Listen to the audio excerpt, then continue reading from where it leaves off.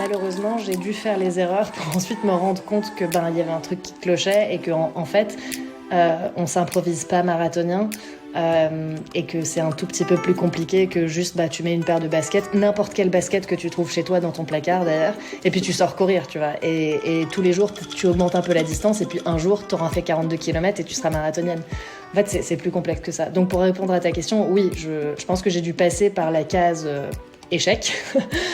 Et là, le speaker appelle mon nom et tout, et là, je me suis rendu compte que... ah ouais. En fait, ça fait à l'époque, ça faisait 1 an et demi que je faisais du triathlon. À peine plus d'1 an, en fait, que je faisais du triathlon en compétition et j'allais à Hawaï. Et je me suis dit, mais c'est irréel, c'est complètement irréel.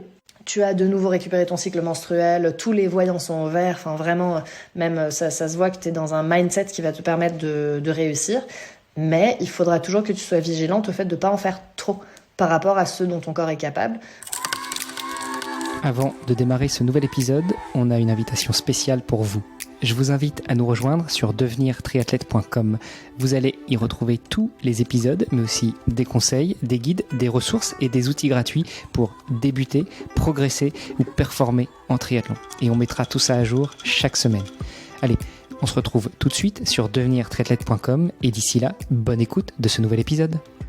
Salut les sportifs, c'est Hermano et je suis très heureux de vous recevoir pour un nouvel épisode du podcast Devenir triathlète. Aujourd'hui, on va innover un petit peu, on va faire pas que de parler de triathlon, alors si évidemment avec notre invité, mais je vous propose aussi un épisode un peu crossover. J'ai invité une autre productrice d'un autre podcast à venir avec moi sur le podcast pour échanger, pour co-animer cet épisode et puis aussi pour la mettre un petit peu en avant, son superbe podcast qui a un sujet assez proche de l'autre podcast que je produis qui s'appelle Dans les vestiaires. Enfin bref, allez, on arrête de palabrer.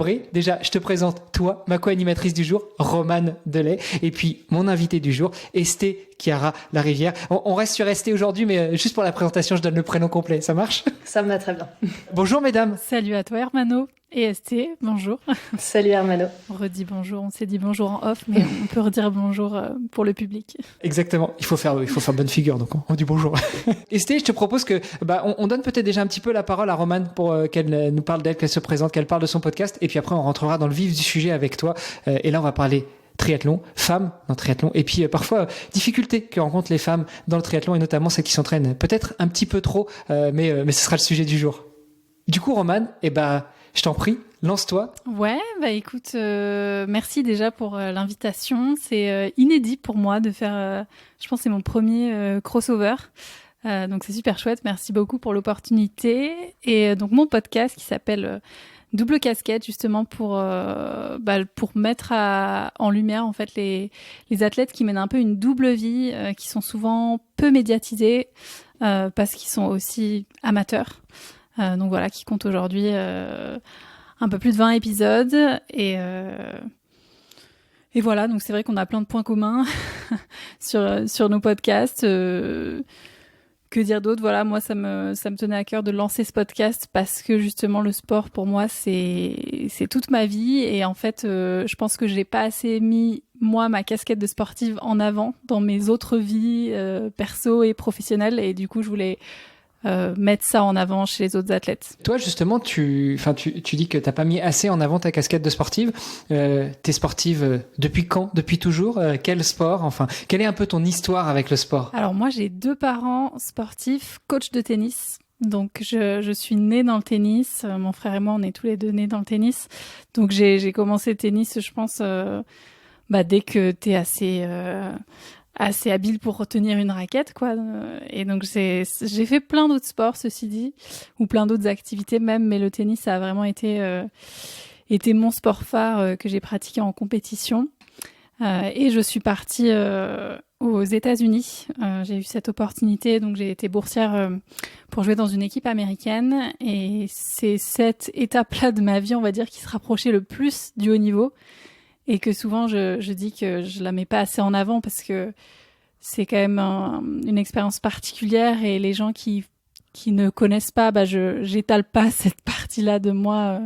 Quand on parle comme ça, je fais rarement des monologues. Donc, c'est pour ça que des fois, j'ai peut-être pas assez mis ça en avant et toutes les qualités mais je crois que tu en as interviewé des sportifs aussi, Hermano, qui sont partis aux États-Unis dans d'autres sports. Donc, Donc tu vois peut-être un peu de quoi je parle. Ouais, je vois très bien de quoi tu parles. J'en ai eu quelques-uns sur ce podcast Devenir triathlète. J'en ai eu d'autres sur le podcast Dans les vestiaires, d'autres sur d'anciens podcasts que j'ai arrêtés depuis. C'est sûr que c'est des chances et c'est des choses à mettre en avant, que tu finisses entre guillemets sportive ou sportif de haut niveau ou pas, parce que finalement tu vis un peu cette vie de sportif de haut niveau, parce que le sport aux États-Unis c'est bien plus légion qu'en France, et surtout quand on intègre une université, un campus, je pense que c'est une expérience hors du commun. Ah oui, totalement. Totalement, mais de tous les points de vue. Enfin, c'est très exigeant, il y a beaucoup de reconnaissance, et puis on est traité comme des athlètes de haut niveau, hein, dans le sens où on a accès à des infrastructures incroyables, on a accès à un corps médical 24 heures sur 24, on a des dotations pour ma part, de raquettes, de chaussures, de vêtements. Enfin, c'est vraiment... on est traité comme des pros, quoi. Il se passe quoi quand on revient à la vie réelle, entre guillemets, en France, et qu'on perd ce statut, pour ainsi dire? Alors moi, je l'ai pas très bien vécu parce que j'ai développé un petit côté de ma personnalité assez américain. Et en fait, quand je suis revenue en France, j'ai eu un petit choc culturel, et c'est pour ça, Esté, que je suis partie vivre à Londres, en fait. Juste après, donc je suis restée, j'ai fait 1 an d'études en France et je suis partie vivre à Londres. J'avais besoin de m'expatrier à nouveau dans un pays anglo-saxon. Superbe transition. Je propose que du coup on passe le micro à Esté, notre invitée du jour. Esté, bonjour. Rebonjour Hermano, bonjour Roxane, bonjour à tous les auditeurs. Déjà merci beaucoup pour l'invitation, et c'est tout aussi inédit pour moi que ça l'est pour Roxane, dans le sens où c'est la première fois que je suis invitée dans un podcast, donc voilà, c'est presque émouvant, je dirais. C'est Romane, mais c'est pas grave, ça se joue juste à une lettre. Voilà, donc petite dédicace à ma copine Roxane. Je pense que j'ai dû faire un mix des deux. Mes excuses, et voilà, ça doit être le stress.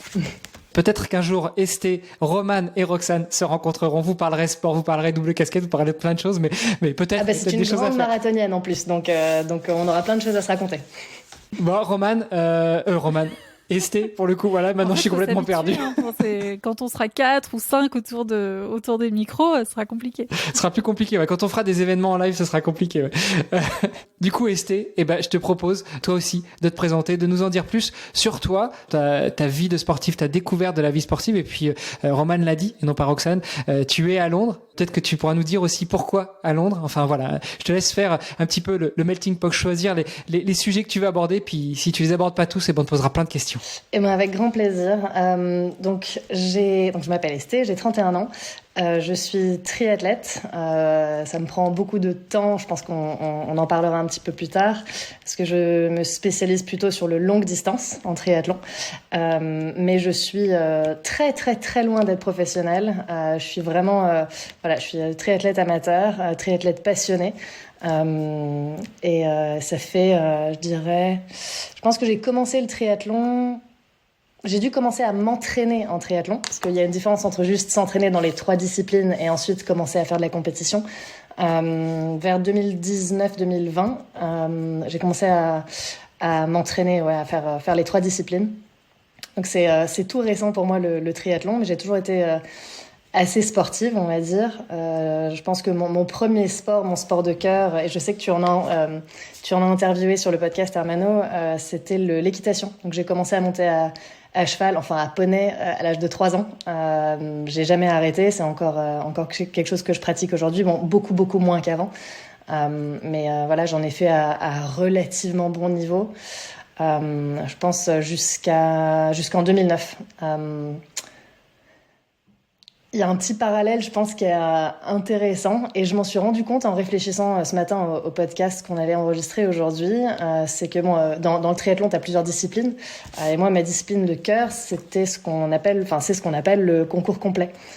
Et pour ceux qui connaissent pas le monde de l'équitation, le concours complet, en fait, c'est 3 disciplines équestres qu'on fait les unes après les autres, enchaînées. Donc voilà, et je me suis rendu compte ce matin en y réfléchissant qu'il y avait un petit parallèle peut-être avec le triathlon, où on enchaîne aussi 3 disciplines. Donc voilà, pour la petite anecdote. Ouais, et puis en triathlon, tu montes aussi sur une monture pour l'épreuve de vélo. Bon, elle c'est pas exactement t'as la un peu même. moins besoin de la dresser, quoique, mais il y a un autre parallèle. Quoique, ouais, dans les descentes techniques, je sais pas trop. Mais oui, c'est vrai, il y a un petit parallèle là. Il y a aussi le parallèle avec tout le côté matériel, équipement, et voilà, un paquet de connaissances autres que juste vraiment autour de ta pratique corporelle de la discipline. Enfin, il y a tout un autre aspect aussi. Donc voilà, il y a pas mal de parallèles là-dedans. Donc j'ai fait l'équitation à relativement bon niveau jusqu'à ce que j'ai un gros accident à cheval. Donc je me suis retrouvée à l'hôpital, j'ai eu une fracture rénale. Donc c'est quand même quelque chose qui est relativement, enfin c'est un organe qui est touché, donc c'était pas non plus juste une petite chute parce que on a l'habitude quand on monte à cheval de se taper des gamelles. Et ça m'a permis au moins de sortir un petit peu la tête de ce milieu-là et de réfléchir à ce que je voulais en faire. Je me suis posé la question pendant un petit moment de est-ce que je voulais me professionnaliser.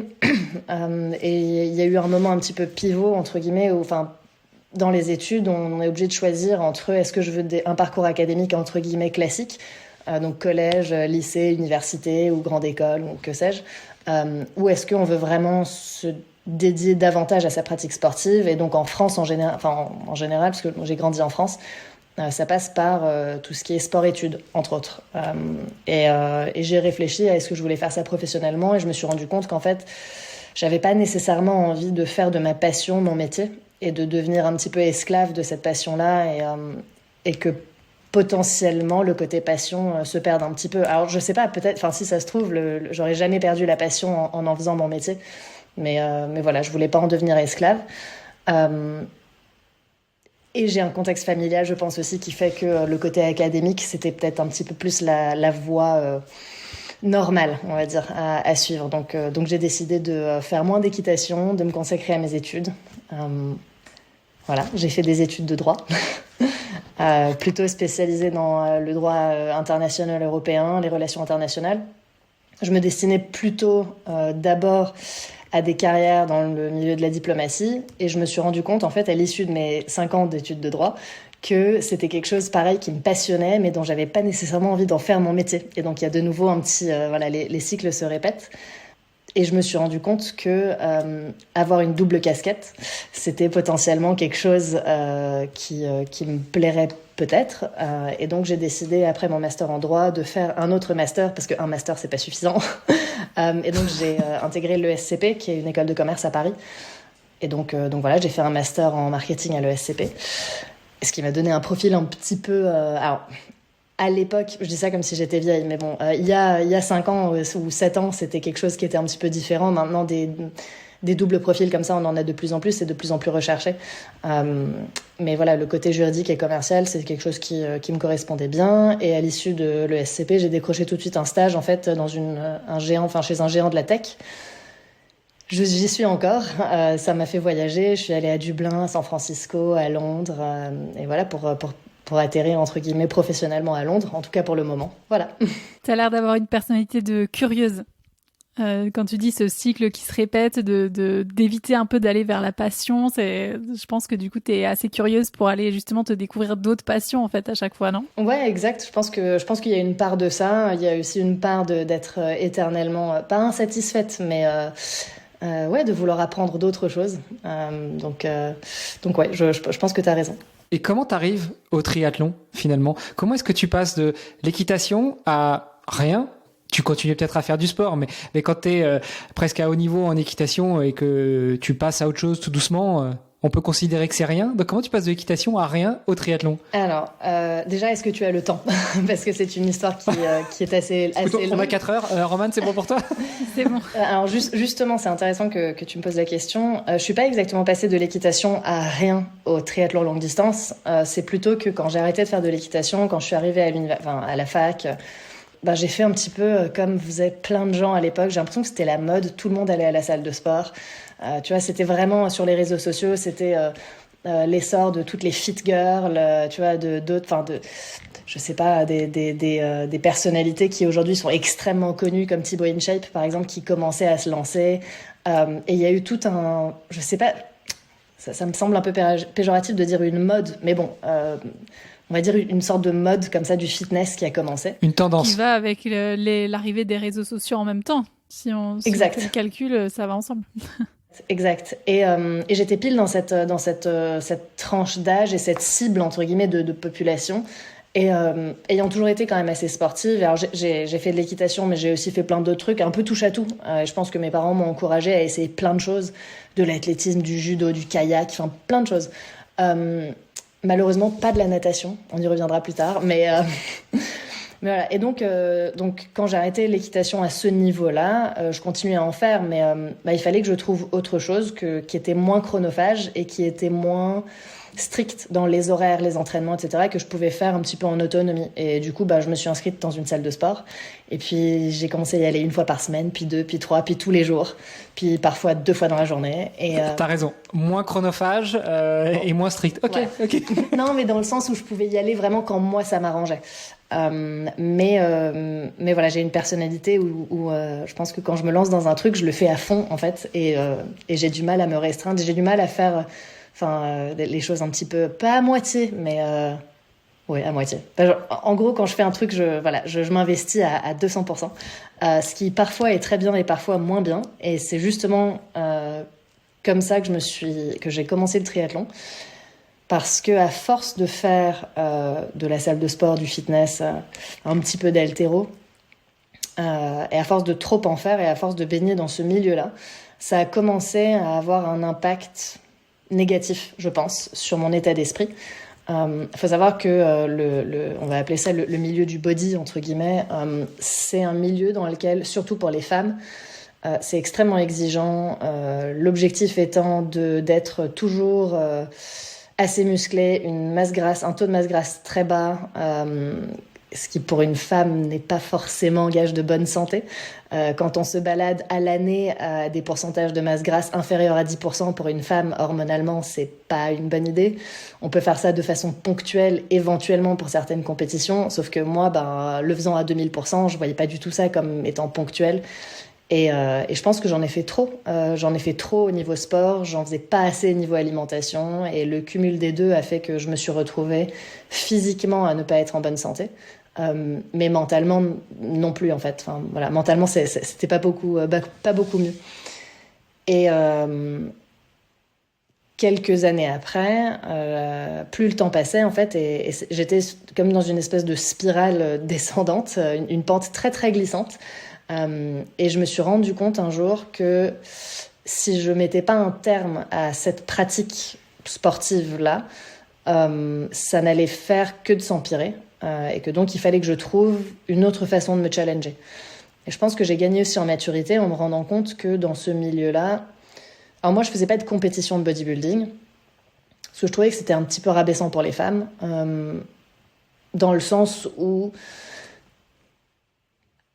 en fin de compte, c'est quand même des nanas en bikini qui passent sur une estrade, qui tendent les fesses et qui se font juger par un panel de 5 hommes, en général, et qui se font juger, attribuer une note de 1 à 10 sur leur aspect physique pendant 3 secondes, un instant T, et c'est pas du tout représentatif du travail qu'il y a derrière. C'est pas, enfin voilà, je sais pas, il y avait un aspect que je trouvais assez malsain, ou en tout cas parce que je veux pas critiquer les gens qui font ça, et je pense qu'il y a des très belles personnes qui en font, mais moi je trouvais que il devait nécessairement, enfin c'était pas possible que le sport se résume à ça, et il devait y avoir un autre moyen de célébrer ce que pouvait faire le corps humain. Je fais juste une petite pause avant que tu switches sur le triathlon, justement. Est-ce que tu penses que tu étais un peu tombé aussi dans la bigorexie? Donc, pour ceux qui connaissent pas la bigorexie, mot très savant, qui en gros veut dire l'addiction au sport. Il faut en faire plus, toujours plus, parce qu'on a toujours l'impression qu'on va régresser, et on continue systématiquement à en faire plus d'une certaine manière, mais en tout cas à ne jamais s'arrêter, ne jamais prendre de pause. Et là, on commence à rentrer dans un cercle non plus vertueux, mais vicieux de il faut que je fasse du sport, il faut absolument que je fasse, il faut que je m'entraîne. Et puis, on commence aussi à se mettre des œillères sur l'alimentation, sur le sommeil, sur le reste de la vie active qu'on peut avoir. Je sais pas si je le conscientisais à ce moment-là, mais en prenant du recul, oui, sûrement. Je pense que comme dit, j'en faisais trop d'un point de vue du sport et j'en faisais pas assez d'un point de vue du reste de ma santé, globalement. Après, ça a jamais vraiment été au détriment, par exemple, de ma vie sociale ou quoi que ce soit, parce qu'en fait, À la fac, j'avais quand même mes amis de la fac. Certains faisaient du sport, d'autres non. Certains faisaient d'autres types de sport. Et j'avais mes amis à la salle de sport. Donc ça a jamais été au détriment de ma vie sociale. Mais oui, je pense que pour répondre à ta question, si c'est une réponse en oui ou en non, je pense que oui. Ouais. Il n'y a jamais aucune réponse en oui ou non, c'est toujours un peu mitigé, mais voilà, c'était aussi pour savoir, avec le recul, est-ce que tu te serais défini à ce moment-là, au-delà d'être dans une spirale descendante, peut-être dans des conduites à risque ou dans des... Oui, je pense. Dans une forme de bigorexie. Oui, je pense. Alors, il y a aussi un côté où, à l'époque, j'étais peut-être pas forcément aussi bien renseignée que je le suis aujourd'hui sur les travers de ce type de comportement. Aujourd'hui, je pense que j'ai pris un petit peu en maturité. Je me suis énormément renseignée aussi sur la question. Donc maintenant, je vois un petit peu les erreurs que je faisais. C'est vrai que je m'en rendais pas nécessairement compte à ce point à l'époque. Mais oui, je pense, oui. Mais voilà, tout ça pour dire qu'à un moment, je me suis dit, il faut que je trouve une autre façon de célébrer ce que peut faire le corps humain, qui n'est pas basée sur le côté aspect physique, mais plutôt sur la performance, mais pas nécessairement performance dans le sens vouloir être le meilleur ou la meilleure ou quoi que ce soit, mais plus dans le sens de qu'est-ce que mon corps est capable de faire, pas seulement à quoi mon corps est capable de... Enfin, à quoi est-ce que je peux faire ressembler mon corps. Et il me fallait vraiment un challenge. Et donc, je me suis dit, bon, il faut que je trouve un sport qui soit un petit peu plus axé sur le côté performance. Qu'est-ce que je peux faire ? Et là, je me suis dit, bon, qu'est-ce que je trouve vraiment difficile ? De tous les sports que je connais, qu'est-ce que je trouve difficile ? Qu'est-ce que j'aime pas spécialement ? Qu'est-ce qui va vraiment être un gros challenge pour moi ? Et à l'époque, tu aurais pu demander à n'importe qui me connaissait et tout le monde aurait dit, oh bah c'est facile, la course à pied, elle déteste courir, elle est pas spécialement endurante, essouffler en montant les escaliers, enfin c'est vraiment la course à pied, c'est pas son truc, quoi. Et donc je me suis dit, ok, on va prendre la course à pied. Et au sein de la course à pied, qu'est-ce que je connais comme challenge, enfin qu'est-ce qui est le plus gros challenge qu'on puisse se lancer en course à pied. Alors à l'époque, moi je savais même pas que ça existait les ultras. Okay, donc pour moi la plus longue distance qu'on pouvait faire en course à pied, c'était le marathon. Et donc je me suis dit, banco, je vais faire un marathon. Et j'ai conscience que c'est un peu c'est spécial hein, comme façon de voir les choses, mais donc je me suis dit, et ben voilà, j'ai trouvé mon objectif, je vais faire un marathon. Et donc j'ai commencé à m'entraîner. Évidemment, j'ai fait toutes les erreurs possibles et imaginables. Si tu me fais une liste de toutes les erreurs, je coche toutes les cases, hein, je les ai toutes faites. Évidemment que je me suis blessée, parce que évidemment, je me suis lancée dans une prépa marathon, j'avais jamais couru de ma vie, j'avais pas de coach, j'avais pas de plan d'entraînement. Je me suis dit, je vais courir... J'avais la sagesse de pas me dire de courir tous les jours, c'est déjà ça, mais un jour sur 2. Et donc j'ai commencé à courir un jour sur 2. Mais j'ai commencé, j'avais même pas de chaussures de course à pied. Enfin, je veux dire, je courais avec mes chaussures de salle, et puis voilà, et advienne que pourra. Alors forcément, je me suis fait mal. C'est marrant parce que je te coupe, je rebondis du coup sur l'étape d'avant, parce que où tu disais justement que tu voulais changer et aller plus vers le côté performance, parce que justement, ça avait affecté ta santé mentale, physique, enfin tout ça, et que tu voulais changer. Et tu as même utilisé des mots, tu vois, tu as l'air d'avoir des connaissances sur la masse graisseuse, les hormones, etc. Est-ce que c'est dans cette transition où tu t'es dit, je vais aller vers un côté plus challengeant, vers la performance, que tu t'es renseigné, ou finalement, là, tu étais en train de nous parler de tes erreurs, ou il fallait encore quand même que tu te plantes, entre guillemets, pour vraiment te dire, je vais, ça y est, je vais me poser, je vais apprendre, aller chercher des ressources. Ouais, je pense que malheureusement, j'ai dû faire les erreurs pour ensuite me rendre compte que il y avait un truc qui clochait et que en fait, on s'improvise pas marathonien et que c'est un tout petit peu plus compliqué que juste tu mets une paire de baskets, n'importe quelle basket que tu trouves chez toi dans ton placard d'ailleurs, et puis tu sors courir, tu vois. Et tous les jours, tu augmentes un peu la distance et puis un jour, tu auras fait 42 km et tu seras marathonienne. En fait, c'est plus complexe que ça. Donc pour répondre à ta question, oui, je pense que j'ai dû passer par la case échec. Mais c'était pas des gros échecs, c'était un petit syndrome de l'essuie-glace, c'était une petite tendinite, c'était un petit truc, donc rien de catastrophique. Mais il y a plus simple comme échec, hein. T'aurais pu juste aligner sur une course et pas aller au bout. C'est quand même plus facile et moins traumatisant pour le corps que des échecs qui sont synonymes de blessures finalement. Vrai, c'est vrai. Mais donc je me suis dit moi je savais, en fait vraiment à l'époque je savais, mais j'étais en termes de sport d'endurance et de course à pied, j'étais inculte. C'est pas des sports que pratiquaient mes parents. J'ai pas de frères et sœurs et aucun de mes amis faisait des sports d'endurance. Donc vraiment moi Je connaissais pas du tout. Et donc, j'ai regardé un peu j'avais entendu parler du marathon de Paris. Je savais qu'il y avait le marathon de Londres aussi, qui était une idée qui me tenait à cœur, mais les inscriptions, je me suis rendu compte qu'en fait, tu peux pas juste t'inscrire comme ça pour le marathon de Londres. Les inscriptions pour Paris, c'était passé. Et du coup, j'ai trouvé un semi-marathon à Dublin, dans la ville dans laquelle j'habitais à l'époque. Et je me suis inscrite pour le semi-marathon de Dublin qui était, je sais pas, 4 mois, 6 mois après. Donc, c'était pas non plus le lendemain. Et donc, je me suis donné 4 mois ou 6 mois, je sais plus, pour me préparer. J'ai fait le semi. Mais en fait, il arrive un moment où, dans une préparation, entre guillemets, je mets des très gros guillemets autour du mot préparation, tu sais que tu vas atteindre ton objectif. Parce que, par exemple, sur un marathon, quand tu as fait ta dernière sortie longue de 34 km, de façon réaliste, tu sais que tu vas passer la ligne d'arrivée. Enfin, sauf énorme pépin le jour de la course, si tout se passe bien, a priori, tu es capable de faire 42 km. Sur un semi, quand à l'entraînement, tu as déjà fait 20 km, tu sais a priori que tu peux en faire 21. Et donc, je suis arrivée au moment de ma prépa pour le marathon de Paris, du coup, pour lequel je m'étais inscrite ensuite. Je suis arrivée à une sortie longue de 32, 34, je sais plus trop, et je le touchais du bout des doigts, l'objectif marathon. Et en fait, il fallait déjà que je me trouve un autre objectif. Et c'est comme ça que j'en suis venue au triathlon, en me disant, ok, bon, le marathon, visiblement, ça va le faire, sauf énorme problème gastrique ou blessure ou j'en sais rien, enfin, je me fais renverser par une voiture en allant à la ligne de départ. A priori, je vais le terminer, ce marathon. Et donc, qu'est-ce que je fais, en fait, après ? Et là, je me suis dit, je sais pas nager. Et donc, je vais faire du triathlon. Et pareil, le même schéma de pensée. Au sein du triathlon, qu'est-ce que je connais comme challenge qui me paraît aujourd'hui inatteignable ? Et j'avais vaguement entendu parler de l'Ironman. Et je me suis dit, voilà, banco, on va faire un Ironman. Mais qu'est-ce qui va après l'Ironman ?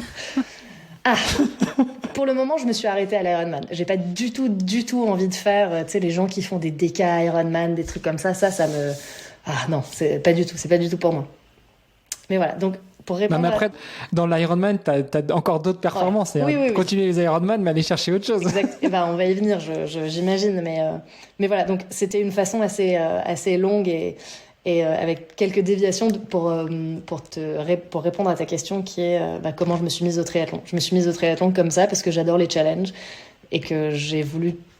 C'était même pas une question de genre repousser mes limites en fait, parce que...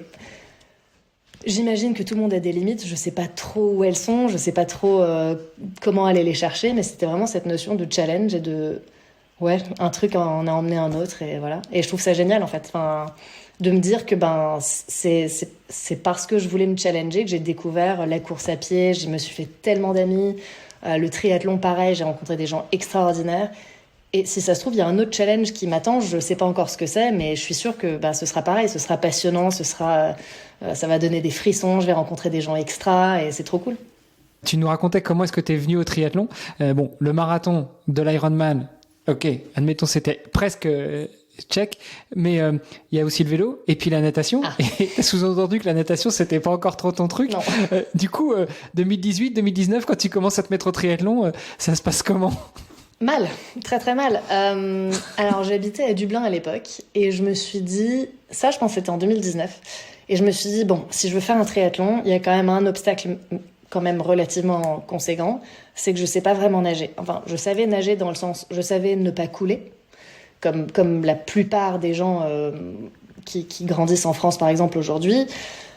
Mais je savais pas me déplacer dans l'eau de façon élégante, tu vois, la coulée sous l'eau, tout ça, les appuis dans l'eau. Donc je suis allée dans une piscine, c'était un bassin de 50 mètres, je me souviens, à l'université à Dublin. Et je me suis dit, on va faire du crawl, on va essayer. Je sais pas comment on fait, mais on va essayer. Et donc, un bras devant l'autre, et puis voilà. Et donc, j'ai fait 50 mètres de crawl, la tête hors de l'eau, sans lunettes, parce que je m'étais pas rendu compte qu'il fallait des lunettes. C'est dire le niveau que j'avais, c'était catastrophique. Et je suis arrivée au bout des 50 mètres, et il m'a fallu peut-être 3-4 minutes pour m'en remettre, et je me suis dit, 3800 mètres, ça va être long quand même, les gars. Et donc, j'ai persévéré. Puis après, j'ai refait 50 mètres dans l'autre sens. Puis je pense que ma première séance, j'ai dû faire 500 mètres comme ça, en faisant du crawl tête hors de l'eau sans lunettes. Donc après, j'ai acheté des lunettes parce que j'ai vite compris que c'était quand même plus pratique. Et j'y suis retournée. Et en fait, à force de persévérance, on y arrive petit à petit. Voilà. Et donc, je me suis inscrite en club de triathlon à Dublin, uniquement pour le côté natation. Parce que je me suis dit, en fait, c'est quand même hautement technique comme sport. Mais vraiment, j'y connaissais rien. Donc, moi, je voyais les nageurs nager, je me disais, bah, facile. Enfin, ils ont l'air de rendre ça... Enfin, ils font ça a l'air tellement facile. Et en fait, c'est tellement fluide. J'ai vite déchanté en me rendant compte que moi, j'avais pas du tout la même dégaine que les nageurs pros dans l'eau. Et que donc, peut-être que prendre des cours, 2-3 petits tips, ce serait bien. Et donc, je me souviens, je suis arrivée à mon tout premier entraînement de natation avec le club de triathlon. Déjà, je crois que j'étais la seule nana. C'était que des mecs, des énormes Irlandais. Ils avaient tous genre 40 ans. Ils étaient tous hyper forts en natation. Et moi, j'ai mis un orteil dans l'eau, j'avais froid. Enfin, ça allait pas du tout, quoi. Mais, petit à petit, à force de persévérance, on y arrive. Voilà. Donc, j'ai commencé comme ça. J'ai acheté un vélo, que j'ai encore d'ailleurs, avec lequel j'ai fait mon premier Ironman. Je savais pas du tout comment ça fonctionnait, je savais pas comment passer les vitesses, je savais même pas que les vitesses et les freins étaient au même endroit. Évidemment que je suis tombée la première fois que j'en ai fait, alors que c'était même pas des pédales automatiques, c'était des pédales plates. Donc, donc t'es retombée la deuxième fois quand t'as essayé de mettre les pédales automatiques. Évidemment, c'est pas drôle sinon. Oui. Donc c'était, je pense qu'on aurait dû me filmer pour vidéo gag. Mes premiers entraînements, c'était quelque chose. Donc voilà. Et tout ça en essayant de mener une double vie parce que t'avais un job à temps plein à côté. Exact. Alors, je pense que ce qui m'a aidée, c'est que j'ai fait toute ma carrière dans des milieux anglo-saxons. Parce que après avoir fait mon école de commerce à Paris, je suis partie tout de suite à Dublin. J'ai bossé à Dublin pendant presque 4 ans et après je suis partie à Londres. Et je pense que je rejoins ce que disait Roman. Il y a quand même une approche du sport qui est différente dans les pays anglo-saxons. Alors j'ai passé un petit peu de temps aux États-Unis, mais je j'ai jamais vraiment vécu là-bas ou fait du sport là-bas ou quoi que ce soit. Mais en tout cas, dans les pays anglo-saxons qui sont un tout petit peu plus proches de la France, il y a une approche qui est différente et c'est socialement vraiment bien vu en fait de faire du sport, de se lever le matin et d'aller nager à 6h du mat avant d'aller au bureau ou d'aller faire un footing sur sa pause déjeuner ou d'aller courir avec les potes le soir. Voilà. Donc je pense que ça m'a aidée parce que d'emblée, moi je voyais pas en fait que c'était pas commun d'avoir une vie professionnelle et une vie sportive où les deux sont assez chronophages. Ça me semblait assez naturel en fait. En France, socialement, c'est bien accepté aussi. Du moment que t'es pas l'ami ou l'employé de la personne avec qui tu parles, ça se passe bien. Oui, c'est ça. Non, c'est vrai. Donc en fait, ça passe pas en France, on est d'accord. Je sais pas trop, j'imagine. Enfin, ce que j'en entends, c'est que c'est différent, on va dire. Mais comme dit, moi, j'ai eu de ce côté-là, de ce point de vue-là, j'ai eu la chance de faire toute ma carrière dans des milieux anglo-saxons, donc. Voilà, où c'est non seulement socialement accepté, mais c'est accessible. Mais au-delà d'être, c'est accessible et au-delà d'être accepté et accessible, c'est bien vu. Même aujourd'hui au travail, là, je rentre du marathon de Londres, j'ai pris mon vendredi et mon lundi, et tous mes collègues trouvent ça non seulement hyper cool, mais trop normal en fait que je pose 2 jours de congé pour aller faire un marathon. Enfin, pour eux, c'est genre, bien sûr, kiffe ta vie, va faire ton sport, tu nous raconteras, on veut trop entendre. Voilà, savoir comment ça s'est passé. Donc, de ce côté-là, j'ai beaucoup de chance. J'ai ressenti la même chose quand j'étais à Londres. Ce côté presque fierté de la part des collègues, des amis. Et ça, c'est vachement... ça met en confiance déjà. Et tu t'en caches pas, quoi. Ouais, exact. Après, à Londres, je pense que tu l'as vécu aussi, Roman, t'as 2 salles, 2 ambiances. T'as après le boulot, t'as tous ceux qui vont courir ou nager ou rouler ou faire du tennis ou je sais pas quoi. Et t'as tous ceux qui vont au pub, boire des pintes à 16h. Ouais. C'est du sport aussi, le lever de coude. C'est vrai. Mais ça veut dire qu'ils sont debout tôt déjà, pour aller travailler et puis finir la journée à 16h, quoi. Aussi. Du coup, ça c'est comment tu découvres le triathlon. Alors, sans rentrer trop dans les détails des années qui ont suivi, quand on a commencé à échanger, tu m'as dit que tu rentrais des championnats du monde Ironman à Kona, parce que oui, 1 année sur 2 maintenant, c'est les femmes à Hawaï et les hommes à Nice, et l'année d'après, c'est le contraire, c'est les hommes à Hawaï et les femmes à Nice. Donc là, l'année dernière, c'était à Hawaï pour les femmes. Comment t'en es arrivé à te qualifier à ces Jeux Olympiques du triathlon distance Ironman, ces championnats du monde Ironman, après 4 ans de pratique? Même pas vraiment 4 ans de pratique en fait, parce que comme dit, j'ai commencé à faire les 3 disciplines à partir de peut-être toute fin 2019, début 2020. Ensuite, il n'y a pas eu de compétition parce que Covid oblige, donc voilà. Je vois pas. Tiens, ça te parle le Covid, Roman? Et donc je regardais tout à l'heure ma première compétition en triathlon.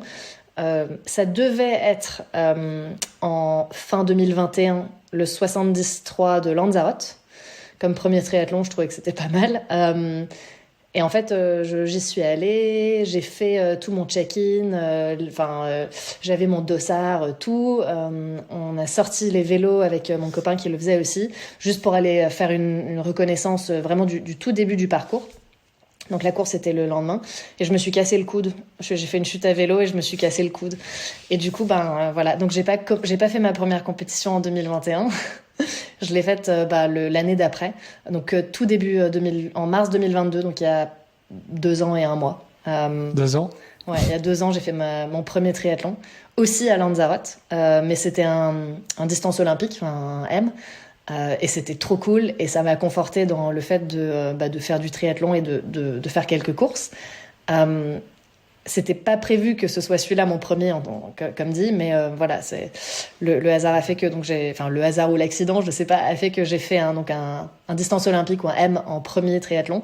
Et 1 mois plus tard, ils ont été très gentils sur le 73 de Lanzarote parce qu'ils m'ont vu débarquer, parce que j'étais sur place quand j'ai eu mon accident. Donc ils m'ont vu débarquer avec la jambe en sang, le bras dans le plâtre, enfin, ça allait pas du tout et ils m'ont dit ouais, ok, c'est bon, on te laisse le refaire l'année d'après. Et donc au printemps après, donc ça c'était en 2022, j'ai fait mon premier 73 et là j'étais lancée sur le parcours, sur le circuit Ironman. Alors je sais que c'est un circuit qui est pas mal critiqué pour plein de raisons. Il y a beaucoup de critiques avec lesquelles je suis assez d'accord, les prix, etc. Bon, mais il y a aussi beaucoup de positifs sur le circuit Ironman et je trouve que c'est c'est quoi l'expression, un train qui arrive personne fait de bruit pour un train qui arrive à l'heure. On a toujours tendance à critiquer, mais il faut aussi savoir dire les choses qui sont positives. Et je trouve que l'énergie qui est dégagée par les courses, sur les courses Ironman, l'organisation, etc. Il y a quand même beaucoup de positifs. Donc voilà, j'ai fait le 73 à Lanzarote, j'ai trouvé ça génial.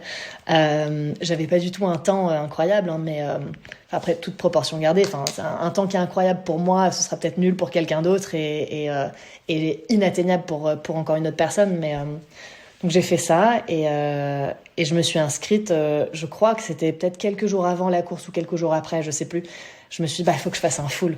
Et donc, je me suis inscrite sur un Ironman, l'Ironman de Suisse. C'était pas très loin de chez mes parents, donc on pouvait y aller depuis chez mes parents en voiture. Et j'ai fait ça. Et là, je me suis rendu compte sur mon premier Ironman qu'en fait, c'est plus que 2 fois plus dur qu'un 73. C'est vraiment pas la même chose. Oui, c'est comme un marathon, c'est 2 fois plus, c'est pas 2 fois plus dur qu'un semi. Ouais, voilà. Donc j'ai fait l'Ironman de Suisse, qui est d'ailleurs, pour ceux qui n'ont pas eu la chance de faire cette course, qui est incroyable de beauté. Vraiment, c'est la natation. Limite, on a envie de garder la tête hors de l'eau pour regarder les montagnes parce que c'est trop beau. Le vélo, c'est 2 boucles, donc on peut voir un peu les gens qui sont venus nous encourager, donc ça c'est chouette. Et la course à pied, elle est magnifique, quoi. C'est vraiment très beau. Je recommande. Mais au niveau de la nutrition, ça allait pas du tout. Et du coup, j'ai couru la première moitié du marathon et après, je crois que j'ai marché pendant presque 21 km. Donc forcément, au niveau des temps, ça s'est un peu ressenti. Mais j'avais aucun objectif de temps, en fait. Moi, j'y allais vraiment pour le terminer, pour kiffer. Et je pense que c'est bien pour ces premières courses comme ça d'y aller en se mettant 0 pression au niveau du temps. Mais voilà, après, donc j'ai fait d'autres courses. Pour la petite histoire, j'ai refait l'année d'après, donc l'an dernier, en 2023, j'ai refait le M que j'avais fait en tout premier triathlon. Et je sais pas donc à Lanzarote. Ouais, et je sais pas exactement ce qui s'est passé, mais j'ai fini sur le podium. Et là, ça a été un grand moment pour moi, parce que déjà, j'ai jamais été sur un podium dans autre chose que l'équitation. Je croyais pas du tout en mes capacités. C'était un podium. En fait, c'est horrible. J'ai l'impression de me survendre. Mais bon, la réalité, les faits, c'est que j'ai été sur le podium et c'était un podium qui était mélangé en fait entre les pros et les amateurs. Ils n'ont pas fait de podium pro et de podium amateur. Donc il y avait une pro sur le podium et une nana qui était très forte, qui était même un amateur, qui a fait 2e, et moi.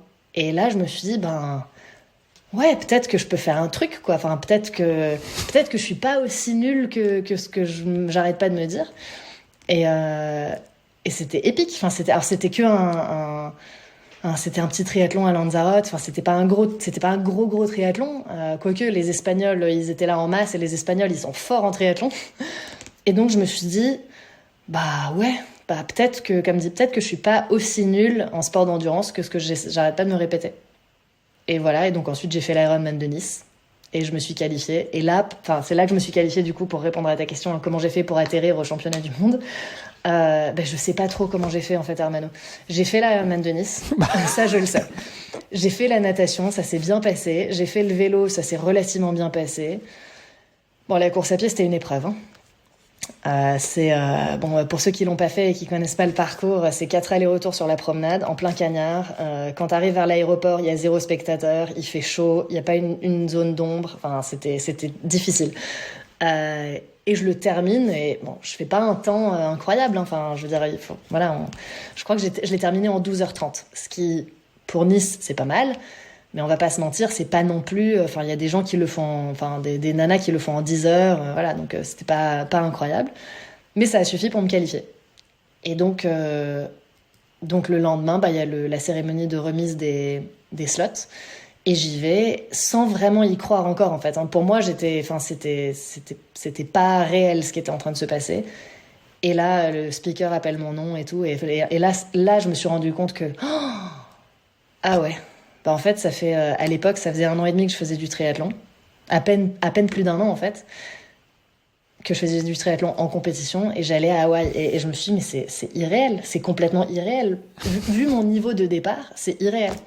Donc voilà, je sais pas si ça répond à ta question, mais du coup, tu fais 16e dans ta catégorie à Nice. Un truc comme ça, je sais pas. Je sais même plus. En même temps, c'est le jeu du Rolling Start, c'est-à-dire que les 15 autres qui étaient devant toi, elles avaient déjà un slot où elles voulaient pas y aller, et donc c'est toi qui l'as eu. Mais ça veut dire que à ce moment-là, à Nice, tu faisais partie des 16 meilleures françaises, 16 meilleures femmes sur le triathlon. Ouais. Bah ouais. Alors ça me paraît encore même aujourd'hui un petit peu irréel. Parce que j'ai toujours vu les gens qui allaient à Kona comme étant des espèces de monstres du triathlon, des gens hyper forts. Il y en a. Ouais. Et moi, j'ai encore du mal aujourd'hui à m'identifier en me disant que moi, je fais partie des gens forts, en fait. Et c'est encore un truc, j'ai un gros syndrome de l'imposteur, hein, par rapport à ça. J'ai du mal, moi, à me dire que, en fait, je suis pas nulle en triathlon. Et ouais, donc c'était assez épique comme moment. Mais je pense que ce que ça montre, c'est uniquement que même si on part avec un niveau de départ qui est pas dingue, franchement pas dingue, même si on n'a jamais vraiment nagé de sa vie, et même si on a appris à faire du vélo dans les 2 années qui précèdent, en fait, si on persévère, si on fait les choses dans l'ordre, qu'on se fixe des plus petits objectifs pour arriver à un plus gros objectif, et ça marche, en fait.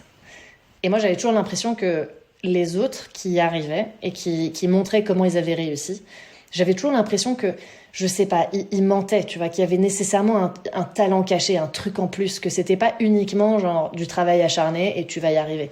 Je me suis dit, ça, c'est une histoire qui me correspond pas à moi. Ça vaut pour les autres, mais ça vaut pas pour moi. Moi, même si je travaille dur, je vais pas y arriver.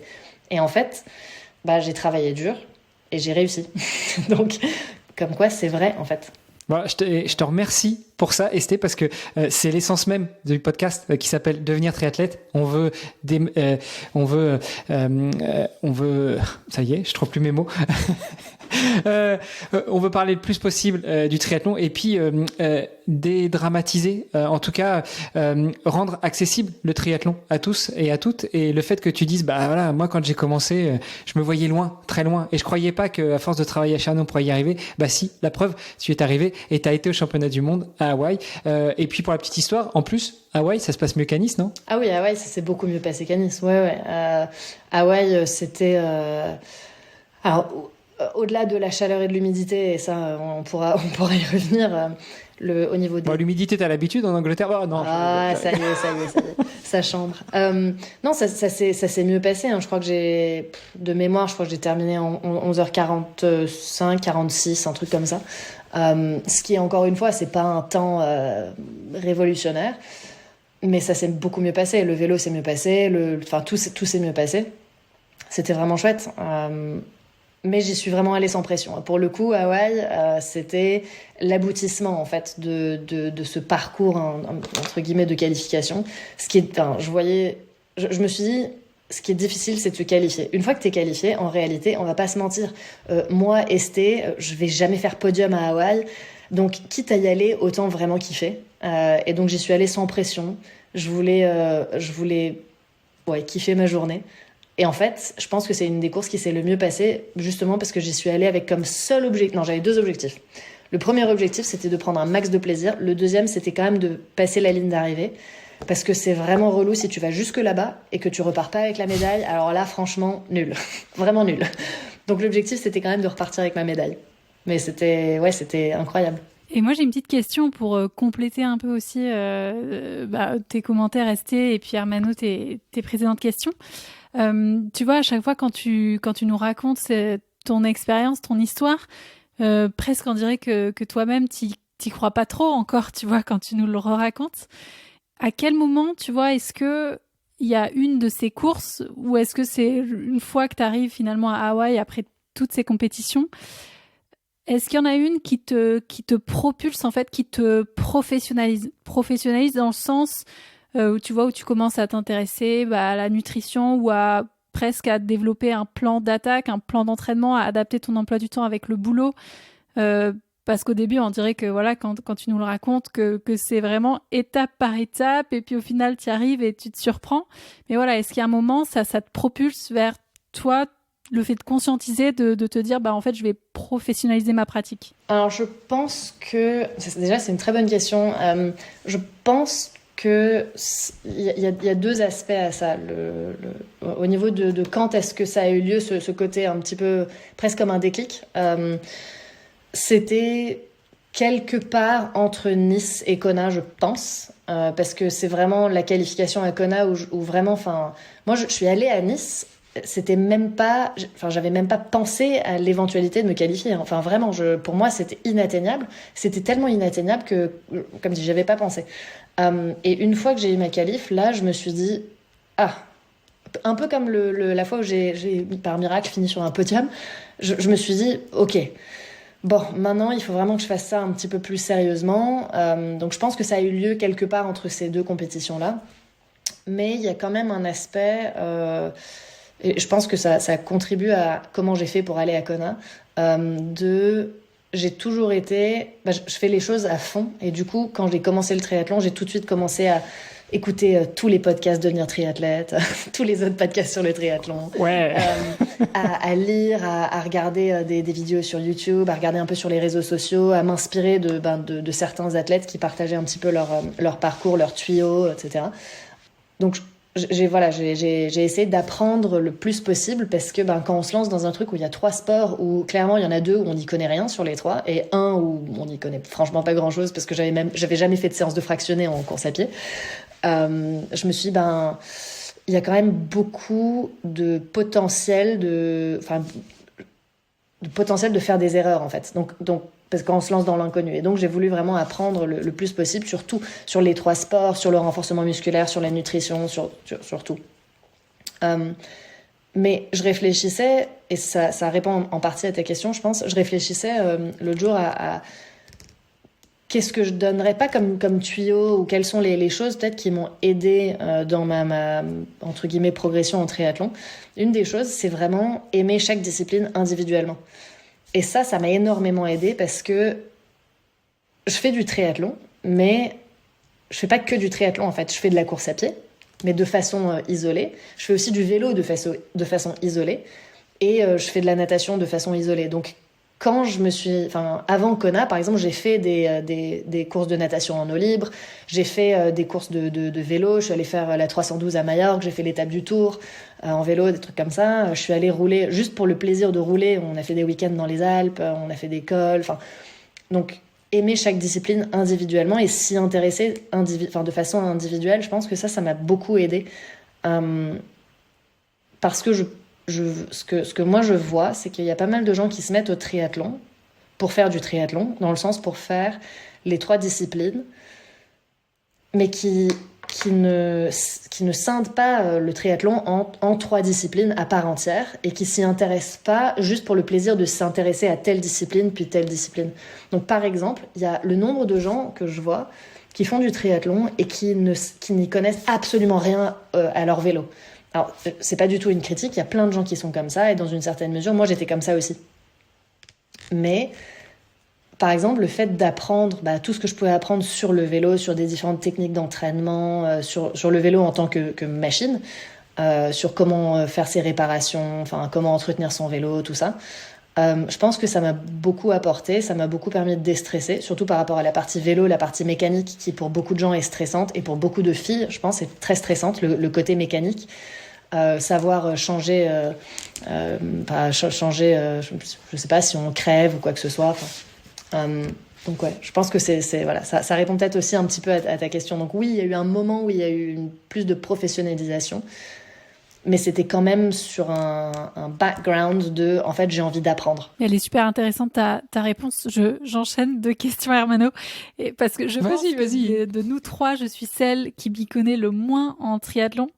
Et en fait, elle est géniale ta réponse, parce que tu vois, justement, j'étais en train de me dire, mais quand tu t'entraînes pour faire un triathlon, c'est 3 disciplines qui quand même font travailler des parties du corps ultra différentes, et de façon différente. Comment tu fais pour en fait préparer un triathlon, tu vois, en même temps, quand t'as là il faut faire justement du fractionné pour faire ça, puis la natation, faut travailler les épaules, et puis le vélo, les cuisses, enfin je sais pas, tu vois, mais je m'imagine comment en fait tout ça tu mets ça dans un entraînement de triathlète, quoi.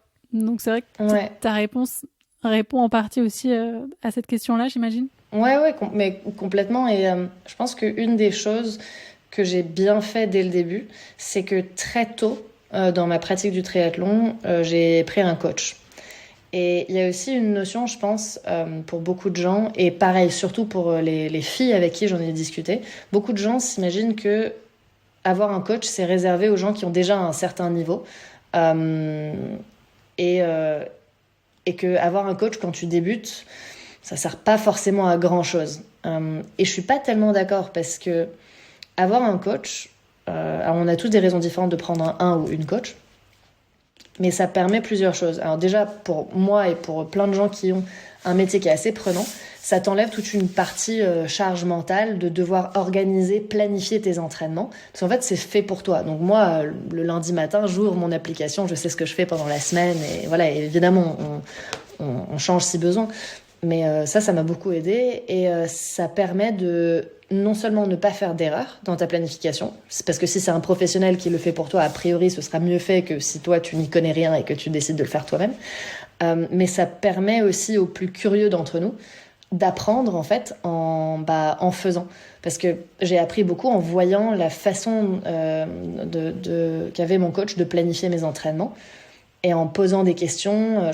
J'inviterai beaucoup de gens aussi déjà à prendre un coach, et ceux qui ont un coach et qui ont la chance d'avoir un coach avec lequel ou laquelle ils peuvent échanger fréquemment, de challenger leur coach en fait, mais pas challenger dans le sens pour changer quoi que ce soit, mais vraiment pour comprendre, pour apprendre pourquoi le lundi j'ai telle séance, pourquoi le mardi j'ai telle séance, pourquoi là j'ai 2 séances de fractionné d'affilée, pourquoi c'est pas juste une séance de fractionné puis après une séance plus cool, pourquoi là il faut que je fasse 4 heures de vélo, et pourquoi pas 3, pourquoi pas 5, et voilà. Donc je pense que ce qui m'a énormément aidé pour te répondre à comment on fait en fait pour faire un entraînement triathlon, c'est de se faire aider quand ce n'est pas notre domaine de compétence.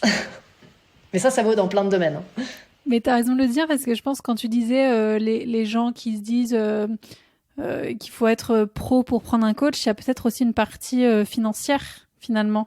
Et c'est un peu le cercle vicieux, c'est soit t'investis dès le début dans un coach, soit si t'attends d'être vraiment pro pour du coup avoir les finances pour prendre un coach, en fait ça peut prendre des années, quoi. Je pense qu'il y a aussi ce petit blocage. Ouais, mais carrément. Et au début j'étais un petit peu appréhensive, parce que je me suis dit, c'est quand même pas mal d'argent tous les mois. Alors, des coachs en triathlon, il y a pour tous les budgets, mais c'est clair que ça coûte quelque chose. Après, le fait que ça coûte quelque chose, je trouve que c'est bien, dans le sens où tu es forcé de t'investir financièrement, et je pense que ça change. Enfin, je pense que les gens sont peut-être plus assidus s'ils ont payé, entre guillemets, que si ça leur est donné gratuit. Ça reste à prouver, mais bon, c'est mon humble opinion. Ça dépend, hein, parce que le business model des réseaux sociaux, c'est de te garder sur les réseaux alors que c'est gratuit. Mais bon, c'est autre chose. C'est vrai. Mais quand tu disais que... donc oui, donc c'est clair que c'est un budget, mais avec le recul, et forcément c'est facile, hein, le recul c'est génial, mais avec le recul, je pense que j'aurais potentiellement payé moins en ne prenant pas de coach, mais j'aurais aussi potentiellement mis beaucoup plus de temps avant d'atteindre certains objectifs. Donc c'est une balance entre ce qu'on est prêt à mettre, et après... Je veux pas du tout paraître comme une donneuse de leçons ou quoi que ce soit, mais oui, moi, ça me coûte tant d'argent tous les mois, mais à côté, je bois pas spécialement d'alcool, je fume pas, je sors pas énormément.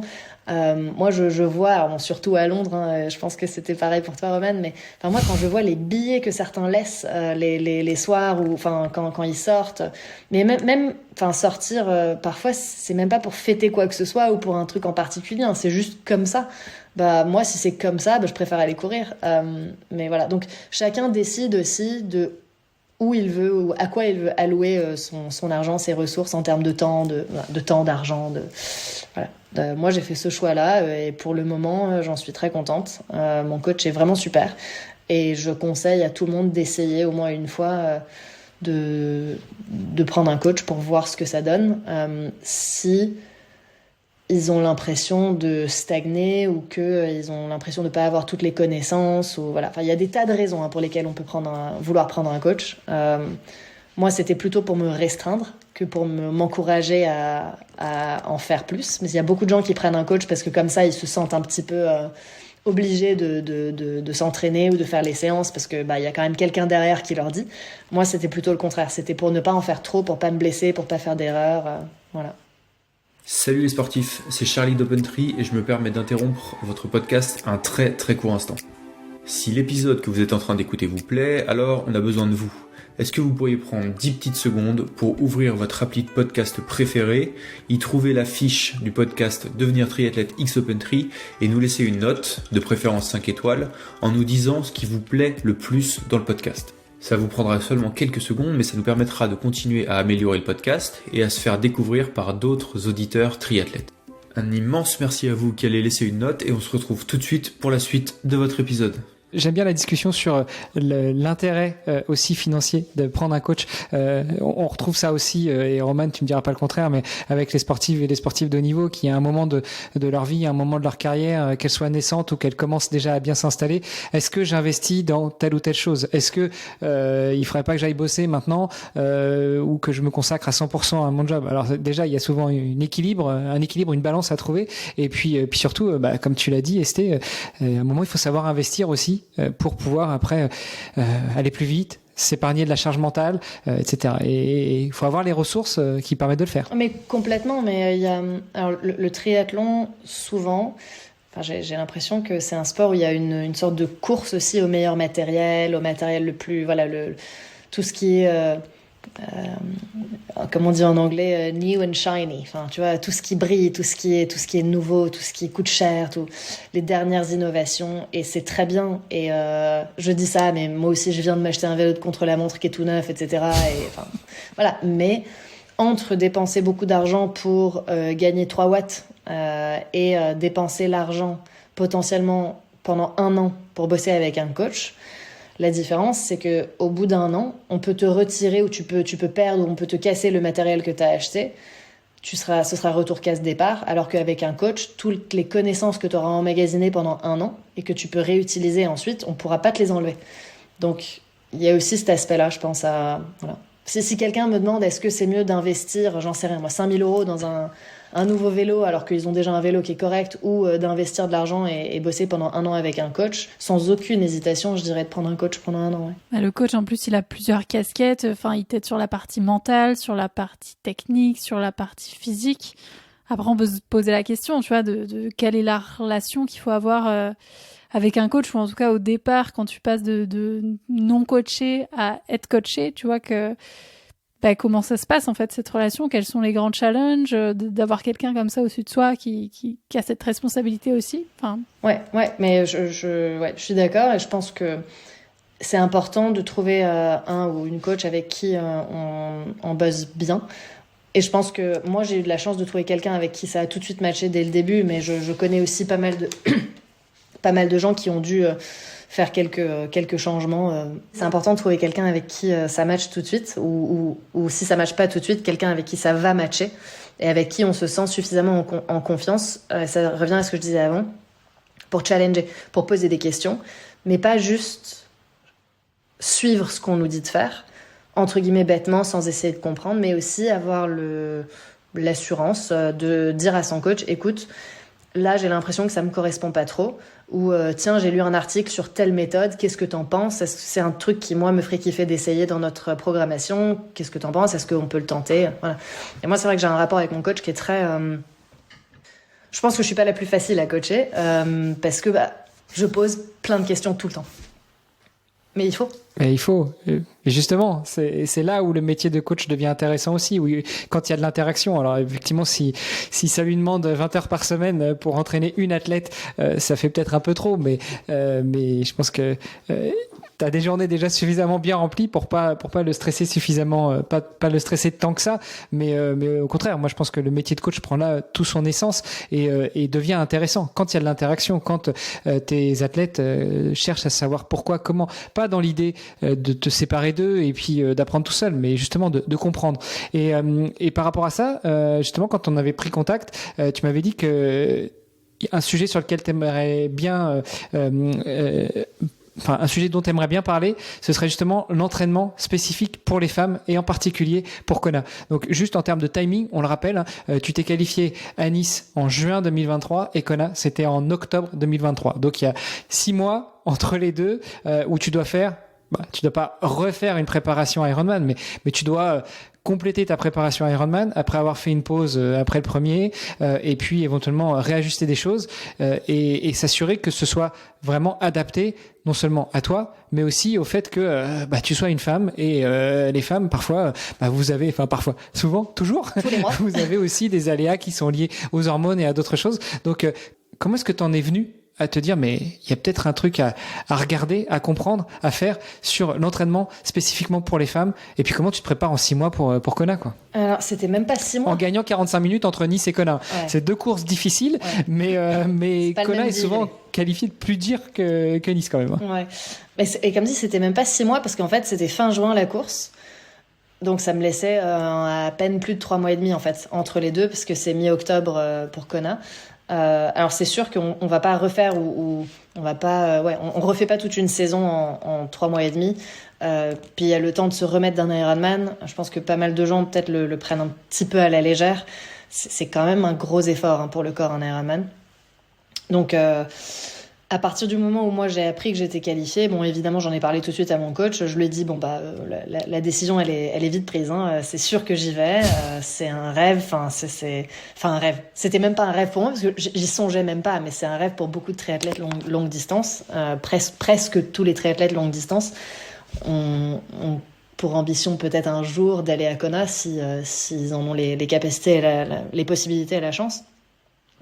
Et donc on s'est dit alors on va récupérer clairement après Nice, s'assurer qu'on repart pas en créant des petits bobos ou quoi que ce soit, parce que mine de rien 3 mois et demi t'as pas trop le temps de te blesser et de repartir, ça c'est clair. Et d'ailleurs rapidement ça veut dire quoi récupérer de Nice? Je pense que il faudrait que je regarde un peu mes anciens plans d'entraînement, enfin ce que j'avais fait après Nice. Il y a clairement eu quelques jours où chill, juste un petit peu de natation, chill. J'étais dans l'eau le lendemain de Nice, mais c'est vraiment... Non, mais on aura compris que chill pour toi, c'est pas chill pour n'importe qui. Non, je pense que j'ai fait peut-être 1000 mètres tranquille, mais la récup active, c'est quand même beaucoup mieux que juste de rester assis dans son canapé à rien faire. C'est clair. Donc c'était un peu de natation, beaucoup de marche, tourner les jambes sur le vélo, mais tranquille. Pendant au moins une semaine après. Et la semaine de vraie reprise, pareil, pas d'intensité ou très peu d'intensité, donc juste entre guillemets du volume, et encore beaucoup moins de volume qu'avant la compétition. Donc il y a quand même vraiment 2 semaines après un Ironman où la première semaine je fais presque rien et la deuxième semaine je fais pas grand chose non plus. Oui. Donc ça, c'est sur la récup. Et après, j'en profite, je meuble un peu pendant que tu es en train de t'étouffer, pendant que tu tousses. Roman, si tu veux poser une question, c'est le moment aussi. Hein. Comme ça, on laisse un petit peu à Esté le temps de récupérer. Non, mais j'étais curieuse aussi sur la préparation féminine de Kona, du coup. Alors, je pense que la préparation féminine par rapport à Kona, elle n'est pas différente d'une préparation féminine pour une autre compétition. Parce qu'en réalité, ce qui change vraiment à Kona, c'est les conditions climatiques. Et ça affecte tout le monde. Ça discrimine pas. Hein. Là, c'est vraiment... ça affecte les hommes et les femmes. Enfin, sauf ceux qui ont l'habitude de vivre dans des conditions comme ça. Hein. Ceux qui vivent au Brésil, déjà à Hawaï, pas très loin d'Hawaï. Exact. Donc, de ce point de vue-là, c'était pas une préparation qui était tellement différente par rapport à si j'avais... par rapport à un homme ou une autre course. Mais... je pense que c'est plutôt tout au long des différentes préparations pour les compétitions. Alors pareil, on en revient au coach, mais c'est important, si on travaille avec un coach, d'avoir un coach qui est à l'aise avec le fait de coacher des femmes. À l'aise dans le sens, pas juste ça le dérange pas ou ça la dérange pas, mais qui a les connaissances pour adapter des entraînements, par exemple. Moi, si on veut rentrer vraiment dans le vif du sujet, et désolé si on a des hommes qui nous écoutent et que ça les barbe, mais je pense que c'est important. Déjà, si ça les barbe, ils passent à autre chose, mais j'espère que ça ne les barbe pas, parce que l'essence du podcast, c'est de mettre tout le monde au triathlon et puis d'aborder tous les sujets, et y compris ceux qui fâchent. Mais c'est vrai que la différence entre les hommes et les femmes par rapport à ça, c'est que nous, on a nos cycles menstruels, et que on a du coup des niveaux d'énergie qui sont très différents tout au cours du cycle menstruel. Je sais pas si toi, Roman, c'était le cas aussi pendant que tu faisais du tennis à haut niveau, mais moi personnellement, je sais que les quelques jours avant mes règles, alors parfois c'est la veille, parfois c'est jusqu'à 3 jours avant, j'ai vraiment très peu d'énergie, je suis hyper flagada, tous les entraînements me paraissent difficiles, faire de l'intensité, alors je peux faire de l'intensité, mais j'arriverai pas à faire les mêmes intensités avec autant d'aisance, avec le même rythme cardiaque, etc., qu'à un autre moment de mon cycle menstruel. Donc on adapte. J'en parle beaucoup avec mon coach. On a une plateforme sur laquelle il renseigne mes entraînements. Et moi, je peux aussi renseigner des choses. Donc, ça peut être renseigner des infos sur comment j'ai trouvé la séance, ma disponibilité, etc. Mais aussi toutes les infos sur mon cycle menstruel. Et donc, il le sait à l'avance, en général, que là, on est dans la période, peut-être la dernière semaine avant mes règles. Voilà, et donc, on adapte un petit peu, s'il y a besoin d'adapter.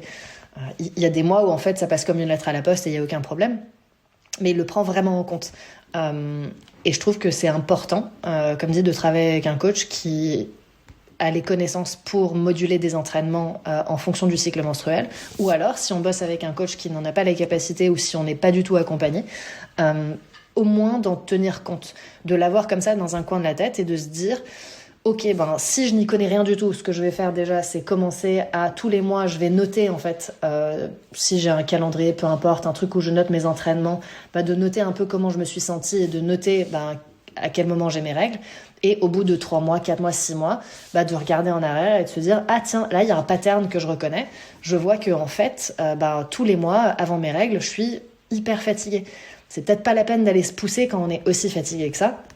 Parce que certes, on peut le faire, mais après, on va créer une sorte de déficit, une carence. Enfin, on va avoir du mal à s'en remettre, on récupère un petit peu moins bien.